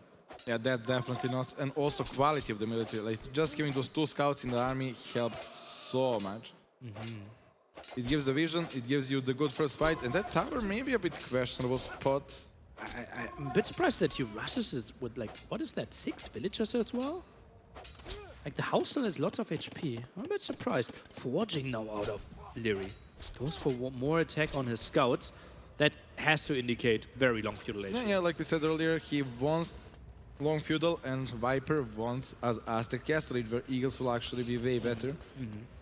Well, then the tower kind of makes sense as well, right? He's trying to buy himself some more time, wants to avoid the damage, while Leary is really trying to put on the pressure here. Archers for the defense, Eagles around as well. Leary tries to find another angle, but it seems like Viper at home for the defender's advantage. And Viper needs to super careful. Like, if he oversteps, everything gets cleans up. He needs safety of tower or TC. Yeah, even behind the mill, then you see with his farm placement, not the short distance there next to the mill. He wants to have them a bit more safe, maybe closer to the town center, and the gold there, just the safer area. Bloodlines on the way. Oh, but also the armor there for the Eagles. Let's take a look. Villagers getting attacked. Archer trying to find something, but Viper moves them away. I wonder if he's adding a second save. Like, he did bloodlines, he did attack. I think. Okay, that's it. Okay, so he really goes for the aggression. Also has armor on his scouts, I didn't even realize. So he soon has every single upgrade on the scouts. Reminds me a bit of the approach that we saw from Hera earlier. Now the Viper is pulling everything, the villagers here, and tries to go for the defense. He knows if this tower goes up, I don't have any more gold controls, so the Viper knows it's dear time here to defend this one. Scouts are now coming over, and lots of villagers still in the tower trying to fire. The tower goes down. Nice move there by the Viper, but lost a lot of his army at the same time. I think he's buying enough time, right? He traded evenly, the tower is down, Leary doesn't even have villagers on stone yet, so the next tower will take maybe enough time for Viper to squeeze even a castle age. Oh, and we don't have Leary on a lot of stone. He has 1 villager on stone right now, not sure if that is with the mining camp. And yeah, that was brilliant defense there by the Viper. It felt like Leary quick walling that tower could have really helped him, or maybe some repair. But Leary, he stays on stone, now 3 villagers on it here, so maybe another tower at a very similar spot, not impossible. He's even doing wheel, bro. Cannot remember last time I saw a feudal age wheel, bro. Game 5. No, game 4. Ring of Reeds. Down. Okay, let's continue here. Villagers now actually forced into fighting. I think we need to go on to more scouts, right? If we go for that many upgrades, we have to commit a bit more. Or do you think, okay, Viper with the defensive tower, he will never be broken? I don't think he wants to break him. He just wants to go to the 2 villagers really low here. He just wants a tower in the farm space, and that's actually, is this necessary? I think I would have tried to go from the right-hand side from the houses, where you already attacked earlier, right? Because in range of those in the tower, it's actually pretty bad for you. I mean, he doesn't know that Viper is really far away from Castle Ridge, so he wants him maybe out of gold. No gold, no eagles. Houses here now for some reaction there at the bottom. Archers trying to defend. Those should be some low HP villages. Could we take a look at Leary's villagers? I thought they were really low a bit earlier there. Scout around and look at that. Like 2 barely walking. One of those down. Second one could be focused as well. But tower goes up. Right at the right-hand side there. Scout goes down as well. Scares those 2 spearmen away. PS scouts for sure. Now some more repair and Viper out of gold. The most important resource of an AdSec player. But idle TC for Leary is quite high for some reason. I mean, he's ready to click up. Yeah. He's ready to click up. 2 more villagers in the queue, goes for some more archers. Would be surprised if he invested so much more into scouts here. Castle Age could be good, and then if we look at the minimap, 3 relics at the top of his base, 2 at the right-hand side. With the map control that he has, it feels very likely that he gets to 4 relics. And Viper doesn't have any leftover units from feudal that he will like to transition to the castle age, right? He got mix of everything, few archers, few spearmen, few eagles, and you cannot upgrade all, right? Is Viper going onto stone and has to sell it? Oh, not a pretty scenario for him. Oh, the only option, because the 2 gold spots are at the front. Oh, and does he even have a market? Yeah, no. He will have to make one. Yeah, he has to make a market. Oh, that's such a rough spot for him. And Could this have been avoided if we built the archer range and the barracks maybe in front of this gold spot, or was Lyri's pressure just too crazy? Yeah, I see what you mean. It's always better to have a bit longer vault, so you have a more safety zone. But on this map, like, look at the wood lane, it's already out. There is no safety zone on this map. Viper, without the market there, builds the defensive tower, scouts trying to find something. Archers now even diving. Lyri realizes, okay, this is really not that important for me to keep those archers alive. I will transition into double stable, full knight play, and will try to go for with 4 relics behind this one. Those scouts mainly to harass, even finding a villager kill. And Lyri, heavily on stone. Do we see Lighters? I think so. Like, he knows that like, he has a scouts, he sees the whole map. If there is a castle in front and Light is an amazing unit, why not? Oh man, Lightus, obviously a rider that ignores armor, right? Yeah, So completely ignores it. Yeah, and Eagles. Good well, catch, good catch. Is it that important, those archers, though? Oh, if he gets opening for the spearman back then. Ah, yeah, okay, I can see that. Monks obviously cannot be sniped. Obviously could have protected the area there, right? The 5 archers could have patrolled and Viper could have been maybe denied there. But look at that, the archers are getting sniped down. This is so well played by Lyri. He clears up everything now with the scouts. That's a reasonable trade. Yeah, it's favorable trade for the Lyri, but not in the terms of the scaling, because Viper doesn't care about those units, while Lyri might need crossbow. Really low HP scouts actually finding the damage. And those 2 eagles? What's happening here? Is this a full monk play by Viper? Why is he sending those 2 eagles out? Ooh, double tower? Double tower, double Make a mining. TC Viper. Well, he is still on the way to Castle Age, but yeah, I think maybe taking the risk there could have been an option. Try to go for 1 mining camp and then the town center afterwards. Lyri now goes for the night production, want to see the monastery at home. Maybe take a look at the map vision out of Lyri, but he goes for the crazy castle first. Makes 100% sure that those golds won't be taken within the next 10 minutes. Not in this game. I would like to see monasteries. Lyri doesn't see a single relic. Look at Lyri scouting! He has no idea. There's one at the left-hand side corner, but that's not the one he's aiming for. All the, like, obviously can just send... You send a monk and you will find it. There is always a relic on this map. It's not that huge, but yeah. Builds the monastery at the front. What are your thoughts about that? Don't absolutely like it.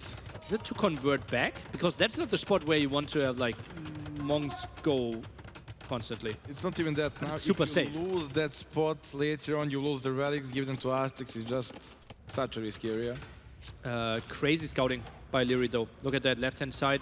The scout was pretty sweet. Now the Knights trying to test the waters here. Pikeman upgrade for the Viper. Tries to defend this one. Had to sell a lot of his stone. And the Knights, they're not really committing. Maybe going for the left-hand side, knowing that villagers, those are more than can fit into those 2 towers. No, they cannot all fit. Some sacrifice or quick walls will have to be made.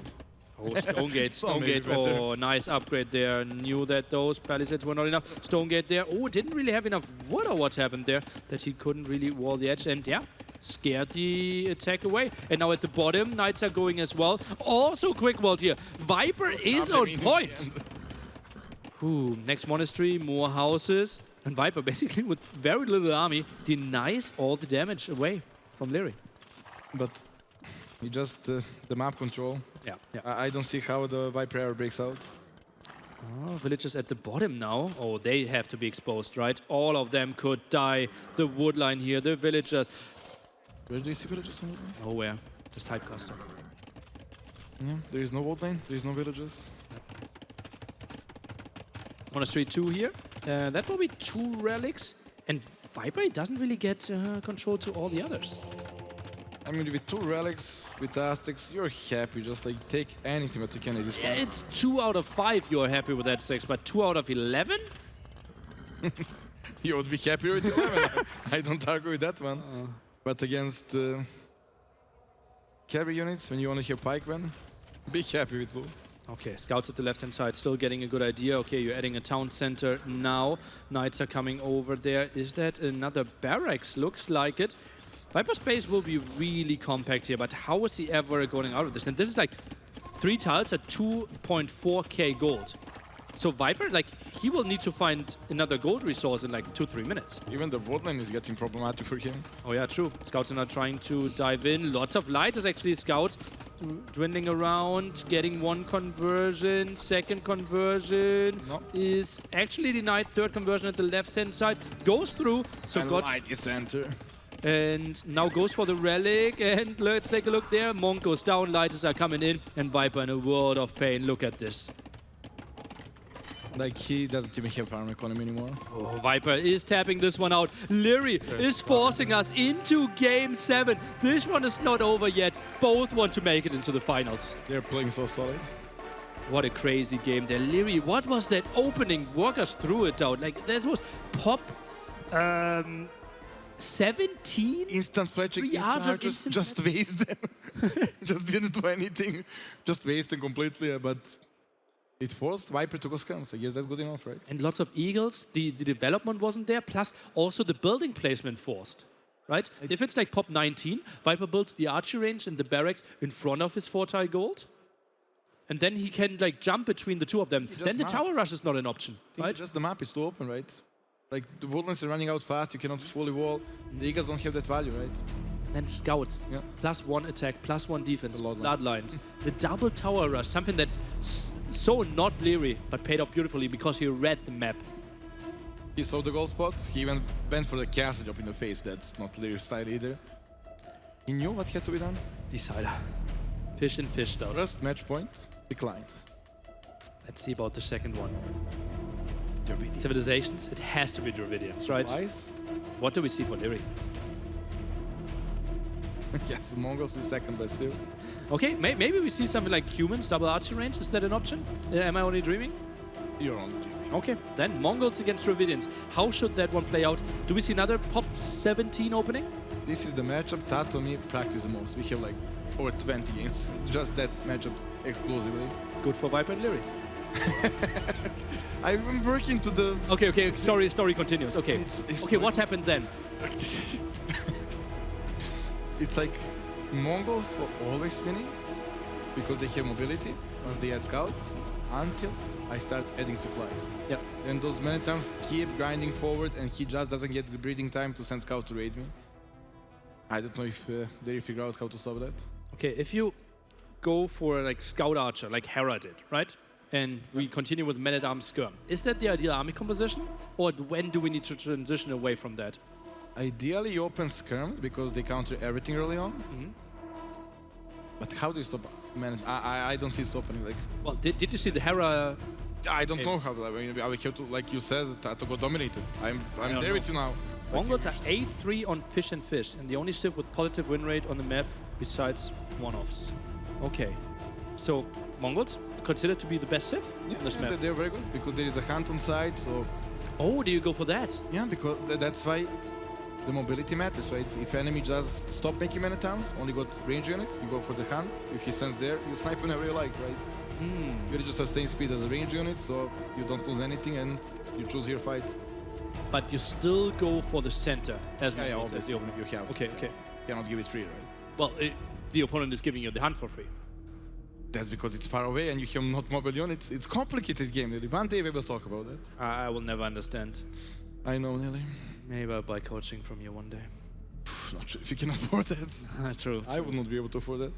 Okay, so Mongols, how many pop do we play though? It has to be archery range opening then, Yeah, right? it's Otherwise you 17. cannot survive against Yeah. men-at-arms. It's 70 for sure. 17 as well? Yeah, it has to be 17. And the Radiants don't even need to rush the top time, right? They're there to build up the militia number, push him slowly away, get supplies, get the range which is free. You get 200 wood. Skirmishes will shoot faster. We just carry more fish. Just perfect there. And Supplies. Mongols, we have them going for 2 boars and then go for the mill, or do you send 3 villagers out to go for the shorefish? I would send the surefish first, right? You need 2 buildings anyway, right? You cannot take up with only one. Those 2 guys in the back, they are on the spot now. The deciding game, who goes into the best of 9 grand finals tomorrow. $40,000 for first, or who has to play the best of 7 third place match before that. Dravidians are 2-4 overall. Doubt has the only win with that civ in the main event. Look at him. Well, So he can explain us what's happening here. Mongols against Dravidians, the expected matchup. Liry runs away because he wants to keep his scout alive. Viper would be more happy to trade this one off because he knows his Man-at-Arm and Skirm will be efficient regardless. Both players going for the center. Obviously, super fast income here with the box turtles in the center, but Mongols, faster hunt for them as well. And that's why we expect an early uptime from them. Exactly that. And also Mongols will be up to feudal faster, but then his scout would have more value faster. So he definitely doesn't want to take that trade. And look at the scouting. I think he's searching for deers or... He's searching for a woodline. Yeah, doesn't have a defensive woodline. He has one very close, right? That's fine. But look at his map. That's completely dry in the back. Really unfortunate. And Viper, he's surrounded by 5 woodlines, 6 woodlines, and Liry has like 2 if you're nice 4. And all forward as well. Okay, there's a woodline. And another one. Eh? Going for that one, and that one just got some speed boost, and we are catching up with the live game. That is the second boar, and Liry already up 16 pop. Is what he is throwing at us here. He is pushing up maybe too fast. How is it too fast? Do we have anything on gold? It won't be the Man-at-Arm opening. Viper sees the barracks timing and knows, okay, you unlikely that you only clicked up just yet, or just now. And we will see 6 villagers on the wood here at the left-hand side. Now 2 villagers being sent on gold, and this should be an archer range opening.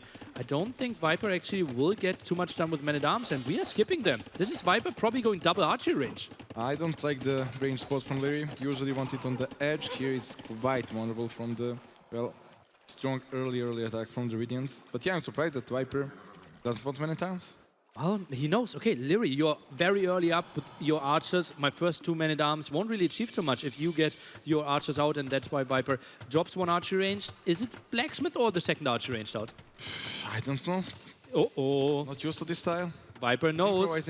And now the first archer is out. Viper scout a bit out of position, or already dead from earlier. Now the spearmen only to buy some time. Villagers are being pulled a bit to the side. And what's going on, though? I don't like that. Why don't you open Men-at-Arms? We practice that. Are you trying to be funny now? Huh? There's only one person trying to be funny. And he horribly fails most of the time. I know. Feels nilly, man. Okay, fletching now coming in. Viper, that will be a brilliant upgrade there against the spearmen and the archers. Scout still around. That villager is trying to move away, trying to save her life. But that's some really long distance fishing. Yeah. And like, here we just scale better. Like, scouts will enter the field sometimes.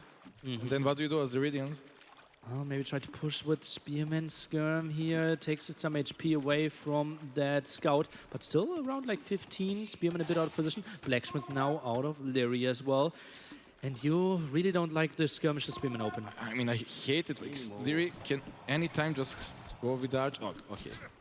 Spearman now dead, and that's completely out of position. Another Spearman is coming over. The scout again does some more damage, but Spearman is scaring this one away. Viper is pushing right now. Like, Liry doesn't care. He can just dance around, send those archers back to the Viper's home, and wait for the few scouts to push him back, like the last game. Well, few scouts is a bit optimistic right now. Look at that. Skirmishes still doing some damage. Obviously, they're shooting a bit faster. Now the skirms of Viper need to protect the villagers here at the box turtles. Economy behind this one. Says fletching just finished. Skirm around. Villagers can maybe fight off the scout. Indeed, that's what they're looking for. And 2 skirms should be fine fighting off against those archers. Villagers still okay in HP. And Viper, he's combining forces. That's a bit surprising to me. He could have... Oh, that's why the villagers are still chasing. Like, the only reason why Viper is standing a chance here is because Liry is not using Hunt outside. Like, that's protected by just mobility, right? Ah, true. Those villagers, instantly moving back there. 3 archer counterattack. Maybe some wards there at the top for the Viper. Maybe some house, because he's heavily housed anyways. And now we are... Oh, the alligator actually helped out quite a bit. Liry goes back, now finding the stable. And you said the stable should turn the tide?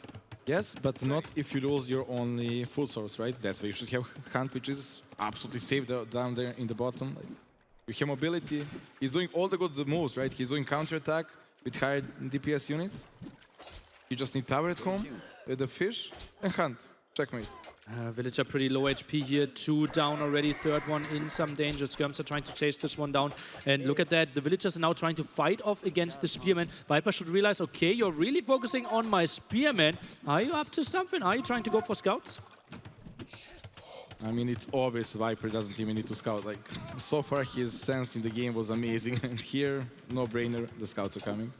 Okay, Scum still trying to chase down the archers. Crazy how Leary kept those alive for so long. What is that mill here at the left-hand side? Or is that a house?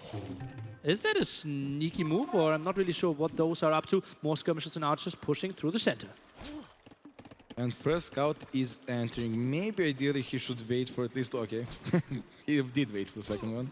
Second one coming in. Archer count not that high. Spearman, one is lost. The second one really low HP for Oz Tower here. And this is looking really nice for Leary. Is pushing in those two scouts, just finding so much damage. Archer also pretty good against the villagers. Skirms now being pushing in to snipe the archers. But it feels like the scouts, they are the damage dealers. No time to be funny, Viper. He needed Manatron opening. Oh, now the next Spearman here. Tower should still go up, but Spearman is falling here as well. Military count really low on both sides. Tower is going up, but as you said, now the mobility advantage here for Leary is going to be pretty damn good for him, and he can just run around. And now the late tech switch into supplies. Viper, this is the follow-up Man-at-Arms. I don't hate it. I don't hate it at all. I think that's good. I mean, it should have been right away, but it's not bad. Better late than never. Yeah. But isn't this the spot where you now go for Man-at-Arms and your opponent already has the archer range set up and fletching? It's so easy for them to gather proper archer numbers? Yes. I agree, it's not ideal. It's not ideal, but what else can you do? You don't really have a stable unit. Like, ideal composition for you in the castle is actually a longsword crossbow. Okay, now is that the second barracks? It has to be it out, right? Yeah, it has to be right. Or are we going for the second archer range there? I don't think so. Second barracks. But we don't have the Man-at-Arm upgrade, right? So he's now starting with militia even. 4 on gold, so could maybe go for some more Man-at-Arms. Now the armor there. And Leary, honestly, like if you face late Man-at-Arms and you're already on scouts, have an archer range, I don't see Leary falling to this. Right? You're prepared. But like I said, that's only unit he can go for. Only unit that makes sense. Some quick walls here, lots of walls, and he will finish this one quite nicely. Is he maybe even wanting this one? Viper, this is the fall, who doesn't even have enough wood to repair this one. Is dropping off wood and finally has enough wood. And those scouts are trapped. No more headache at that end, but another headache at the front. How does he do it?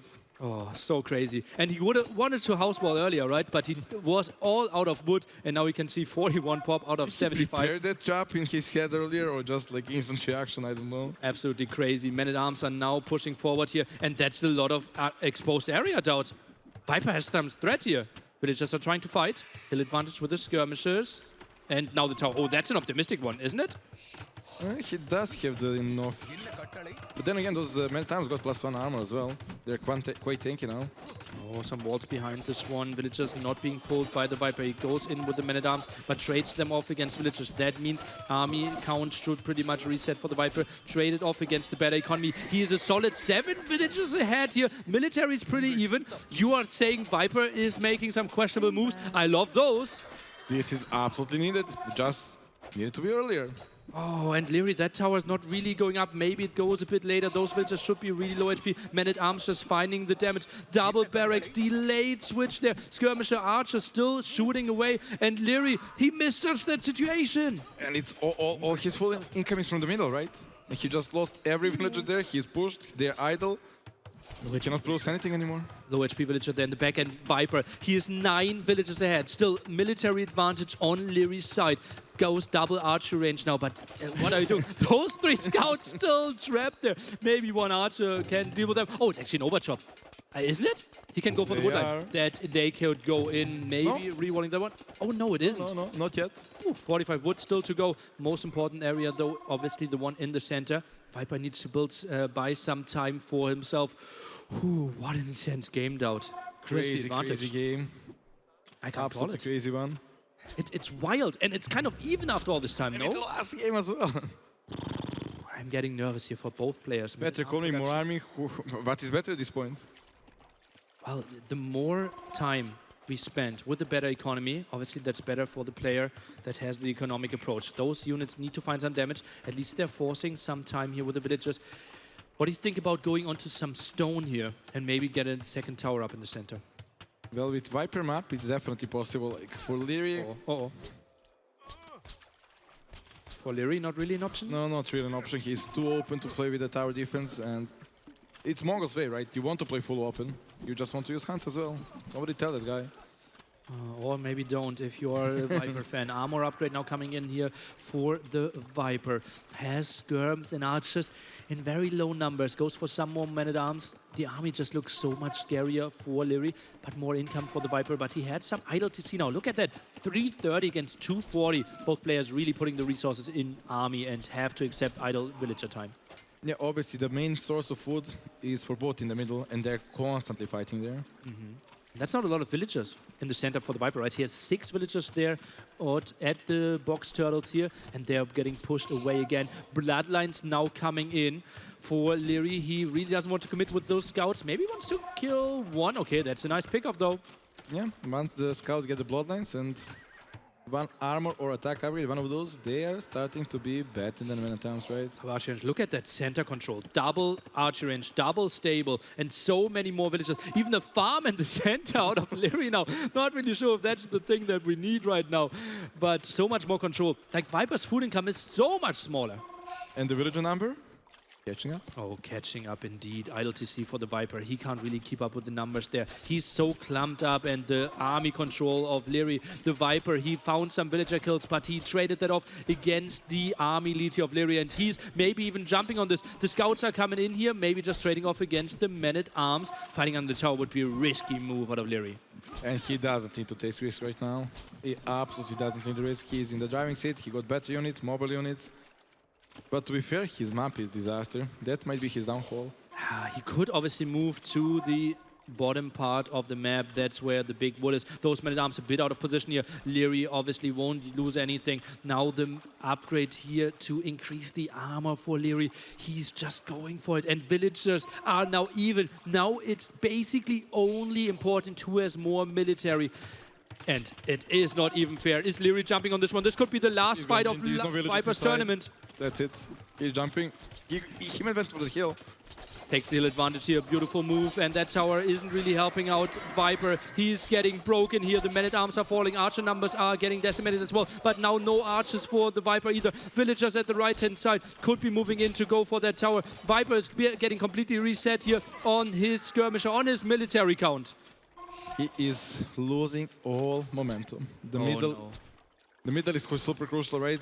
Leary will not need to farm, and it's also a faster food income as well. Uh-oh, and that military now 20 against 8. Villagers are being pulled. All this is gone pretty soon here for the Viper. Castle Age not inside. Skirmishers are being dealt with the scouts. Now only 2 archers there. Men-at-arms are popping, but it looks so good like Leary is taking full control. More archers are pushing in. The scouts in the center. Leary has all the food income. Some units are popping, but so much more control here for Leary. And he's so hungry to go into the finals tomorrow against Terra, who looked so good today. And he will now even go for the gold, and that was maybe the only comeback mechanic here for the Viper. Try to make something happen with the market. There is a market, and we all know how you come back, but not like this. There is no way. The middle, like at the farm in the middle, bothers me a lot.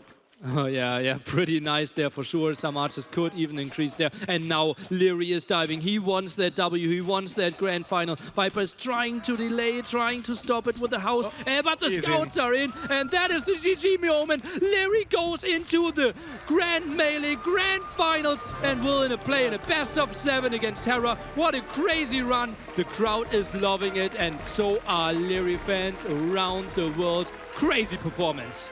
Like both played absolutely out of their mind. I don't think Viper can be sad about this. Like, he played insane. Both deserve it. It's such a crazy set, and look at the relief on Leary there. Oh, he just felt this one, the pressure of this last game. Like both players going for 4 production facilities in Fuel Age. When do we ever see that? Only on the crazy maps like this. Like, the center is all we get, and Viper, why not supplies right away? Oh, you can taunt him for that later. Leary certainly has a smile on his face. Damn, that was a crazy one. And whoa, crazy set. Incredible semifinal that went to distance. The big hug there. Doughty, the finals tomorrow. Leary against Terra. What are your thoughts? So far, I think Leary always beat here in those finals. Red Bull, Wallolo ones. Always to distance. Always to distance. Yeah, always to the last game. And like we said in the beginning of the cast, Leary didn't win S-tier tournament in a while. Oh yeah, maybe it's this time tomorrow. $40,000 on the line. Really needs to hydrate there, and I can't let you go out before you give me a prediction for tomorrow. I predict exactly same set as today. Absolutely going to the last game. Super close matchups. 5-4 Leary. 5-4 Leary. That would be my dream, going for 9 games there. Leary, that was like crazy aggression. We saw Hera crazy aggression as well. And those two forces clashing against each other would just be the dream. And obviously, like, we won't even see maybe maps like Arena and Ring of Reeds, right? Both of them don't, yeah, they're not that type of people, right? Our map pool are deep enough. We can only see those I smash units in your face. And yeah, I'm excited for the grand final tomorrow. Let's hear it from Leary, our finalist. Take it away, Ellie. Thank you, Nilly. Leary, congratulations. Once again, you're looking so strong, and your Age of Empires play clearly not bad either. Yeah, can't complain. I have to say, looking at that map when you were scouting the last game, what did you think of your woodlines? My woodlines? I kind of forgot about them in the last 20 minutes, so. Okay, well, at the start, it was looking like, where are Leary's woodlines? Nowhere to be found. What did you think of Viper's really late man-at-arms switch? I haven't played Dravidian, so I have no idea if they were late, if they were early. I kind of knew they were coming, so I had to make a tower at that point, and it worked out, so. All right, well, let's backtrack here. That play versus Graveyards on Aztecs Lith, you had a really super early archery range with Lithuanians. Was that to catch Viper off guard? Yeah, but it caught me off guard because I lost my first 3 archers against his skirms, so, you know, didn't work out. Well, we all know skirms are really, really strong. What did you think? Where do you think you started getting the upper edge again? In that game, honestly, I have no idea. I thought I lost those 3 archers. My game is pretty much, I'm already behind. I didn't really see any major mess-ups from him. I guess I messed up his eco a bit more than I thought, and I guess I did take some questionable fights in here as well, but I have no idea how I got ahead that game, honestly. I have no clue. Well, you somehow pulled through, and it was really, really amazing to watch. Let's go rewind a little further to Game 2 on Arena, Turks versus Burmese. I was watching in the back with Dave and Ornlu, and they were saying, he's going for the elephants, he's going for the elephants. That was an interesting strategy here. Where do you think it went wrong? Not much happened. I don't know where it went wrong. I guess it's just the wrong strategy. I practiced it once or like twice some time ago with Hera, and it looked better there. Let's put it that way. Well, you got to try new things here. But let's see where it did go right. You had the Byzantines Persians on Frigid Lake, and that was really, really nice. There were some close demos in there. How do you feel like your strategy, were you able to execute it as well as you had to, like you thought, or did you have to improvise a little bit more?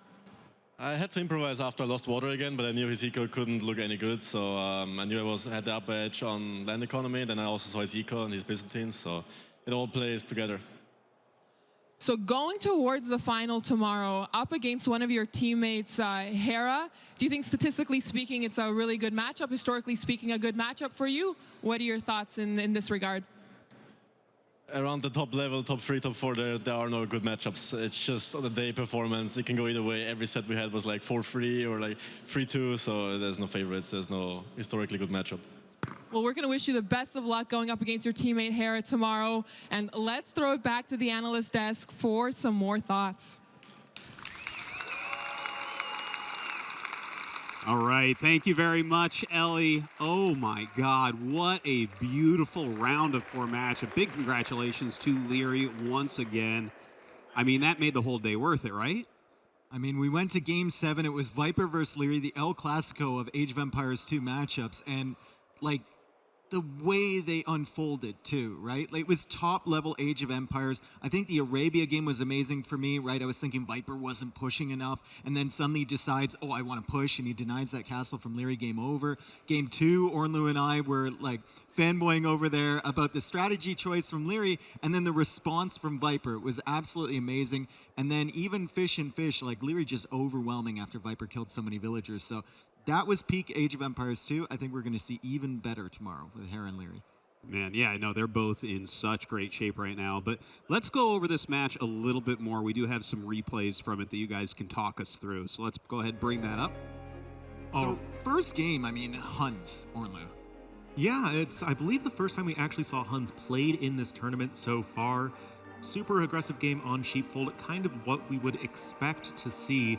But of course, we just have so many good fights taken here from Leary early on. You can see the KD in the top of the bottom right of the map. So good for Leary. Just, it's ultimately Micro taking the good fights in Feudal Age, and that is just how you win the game. Yeah, I think there was a couple engagements there too, where each player was moving like 3 individual units, trying to dodge arrows and trying to snipe with a scout and then get away with the weak scout. And it was incredible. Now this game was probably my favorite approach from Leary because you can see what he's trying to do, right? He's going elephants because Turks don't have, at the end of the day, that many answers to elephants. But Viper, with the outpost forward, with the light cap scouting around, the fact that Leary didn't go for any pressure in the middle, goes for a forward castle, cuts off the gold, another castle inside and goes Janissaries, and he's counting on the just high damage output from those units to take care of the elephants. And beyond that, just the timing of that hit, as you can see Viper taking his win right there, just pushing before the elephants could get in good numbers with good upgrades. Now we're moving on to Frigid Lake, where Leary, using the power of the Persians' economy, getting the early win on water. He had a really nice build, couple fishing ships before Viper, I believe, even got his first one out, and then just able to snowball the economy from there. You know, like Leary said in the interview, Persians have a good eco, Byzantines not so much. So once Leary's ahead, it is just smooth sailing from there. Yeah, I think the build from Leary was super clean too. Like he had those fishing ships for a long time, and then he had like 500 food in the bank, Viper had 100 or something like that. And his castle age time was 2 minutes ahead of Viper, so that was fantastic. Then we go on to Ring of Reeds, and of course Viper, just classic Viper here, right? Like he had moments there where he had enough stone for a castle. He didn't need it immediately, but he started building with 1 villager, and it just felt like he had 3 skirmishers because that's all he needed in defense. He had 2 monks because that's all he needed. He was riding that fine line of efficiency, and he just carried it through the whole game. And then he got up to Imp, and Leary had to just all-in castle. We know that's probably not going to work against Bohemians, but it was the only chance Leary had. Yeah, that was just a razor-thin defense, like you were saying. Now, moving on to the Arabia game, everything is all tied up at 2 apiece. Of course, you had the bit of a doubt castle here at the very end. So many villagers going down, and it was just that decision to go with the super heavy castle age pressure. You can see Leary not even able to make it to the Imperial Age, just choosing when and where to go in with your double gold army composition as Portuguese. Absolutely critical decision-making right there, and of course, beautifully executed there from Viper. And that whole game was like, Viper can win against this army. He can win against this army. Why isn't he taking the fight? He always just waiting for the right moment. He was like Jaws. He was just waiting for those legs to appear in the ocean. He's going to go in for the bite, right? And then finally, graveyards, like Ellie was talking about and asking Leary about. It was kind of touch and go there for a minute with Leary, right? He sent the villagers forward. They were all weak. They were getting sniped down. And then suddenly, Viper's off gold. He has nowhere to go. Leary is up to castle age. All the upgrades on his scouts. And he has a forward castle on Viper's face. And Viper just no room to react. He couldn't get to a good army composition. Of course, the Lithuanian cavalry is just so powerful. And at the end of the day, that difference in castle age time, we've seen it time and time again in this tournament, just how impactful it can be. And that brought us, of course, to the game number 7, the wild back and forth here on Fish and Fish. Yeah, and Leary, I mean, just keeping up the military production, right? Men-at-arms are great and all if you're fighting in the middle. Leary, though, turning the turtles automatically into scouts. He's converting that food immediately into military and also adding in extra production buildings. Viper was on 1 range for a very long time there. Yeah, I believe at the end of the day, like the KDs were at least fairly even until like the last moment, but it was just so many more units trained there for Leary, and that is of course the result of those box turtles, getting the extra food income that you need for the scouts, getting that mobility, and of course there is the sweet hug at the end that we keep on seeing. And that's the very first time that Leary has beaten Viper in an S-tier event on random map, not Empire Wars. Yeah. So that's an incredible result for him, and you could tell with the reaction there. Like Leary was into it, and even throughout the games, like when a conversion didn't go his way, or on Ring of Reeds when he lost the villager to the scout, he was like, "What is going on?" So he cares. He cares a lot about that result. Oh, absolutely, and he should, considering the winner between him and Hera tomorrow, $40,000. That's a good chunk. That's a ridiculous prize, I would say. So an amazing match, Eric. Congrats again to Leary. Let's go ahead and take a look at the bracket just to show where we are at in this tournament. And that, of course, is the end. We are going to have the finals of Hera against Leary. And don't forget, we do have the third place match. So Viper's coming back up. Yeah, Viper versus Tato in a best of 7. I'll take it. Yeah, the teammates fighting for third and the AM teammates fighting for first. So AM trumping G. Oh, yeah, that's right. Yeah. Well, here is our schedule, guys. Tomorrow we are going to be live at 11 with Tato against Viper. And then at 2 p.m., Hera versus Leary. The final match of the Grand Melee. That is going to be absolutely amazing. Definitely make sure that you tune in. That's it for us here tonight. It's been another long day. Thank you guys for watching, and we'll see you tomorrow.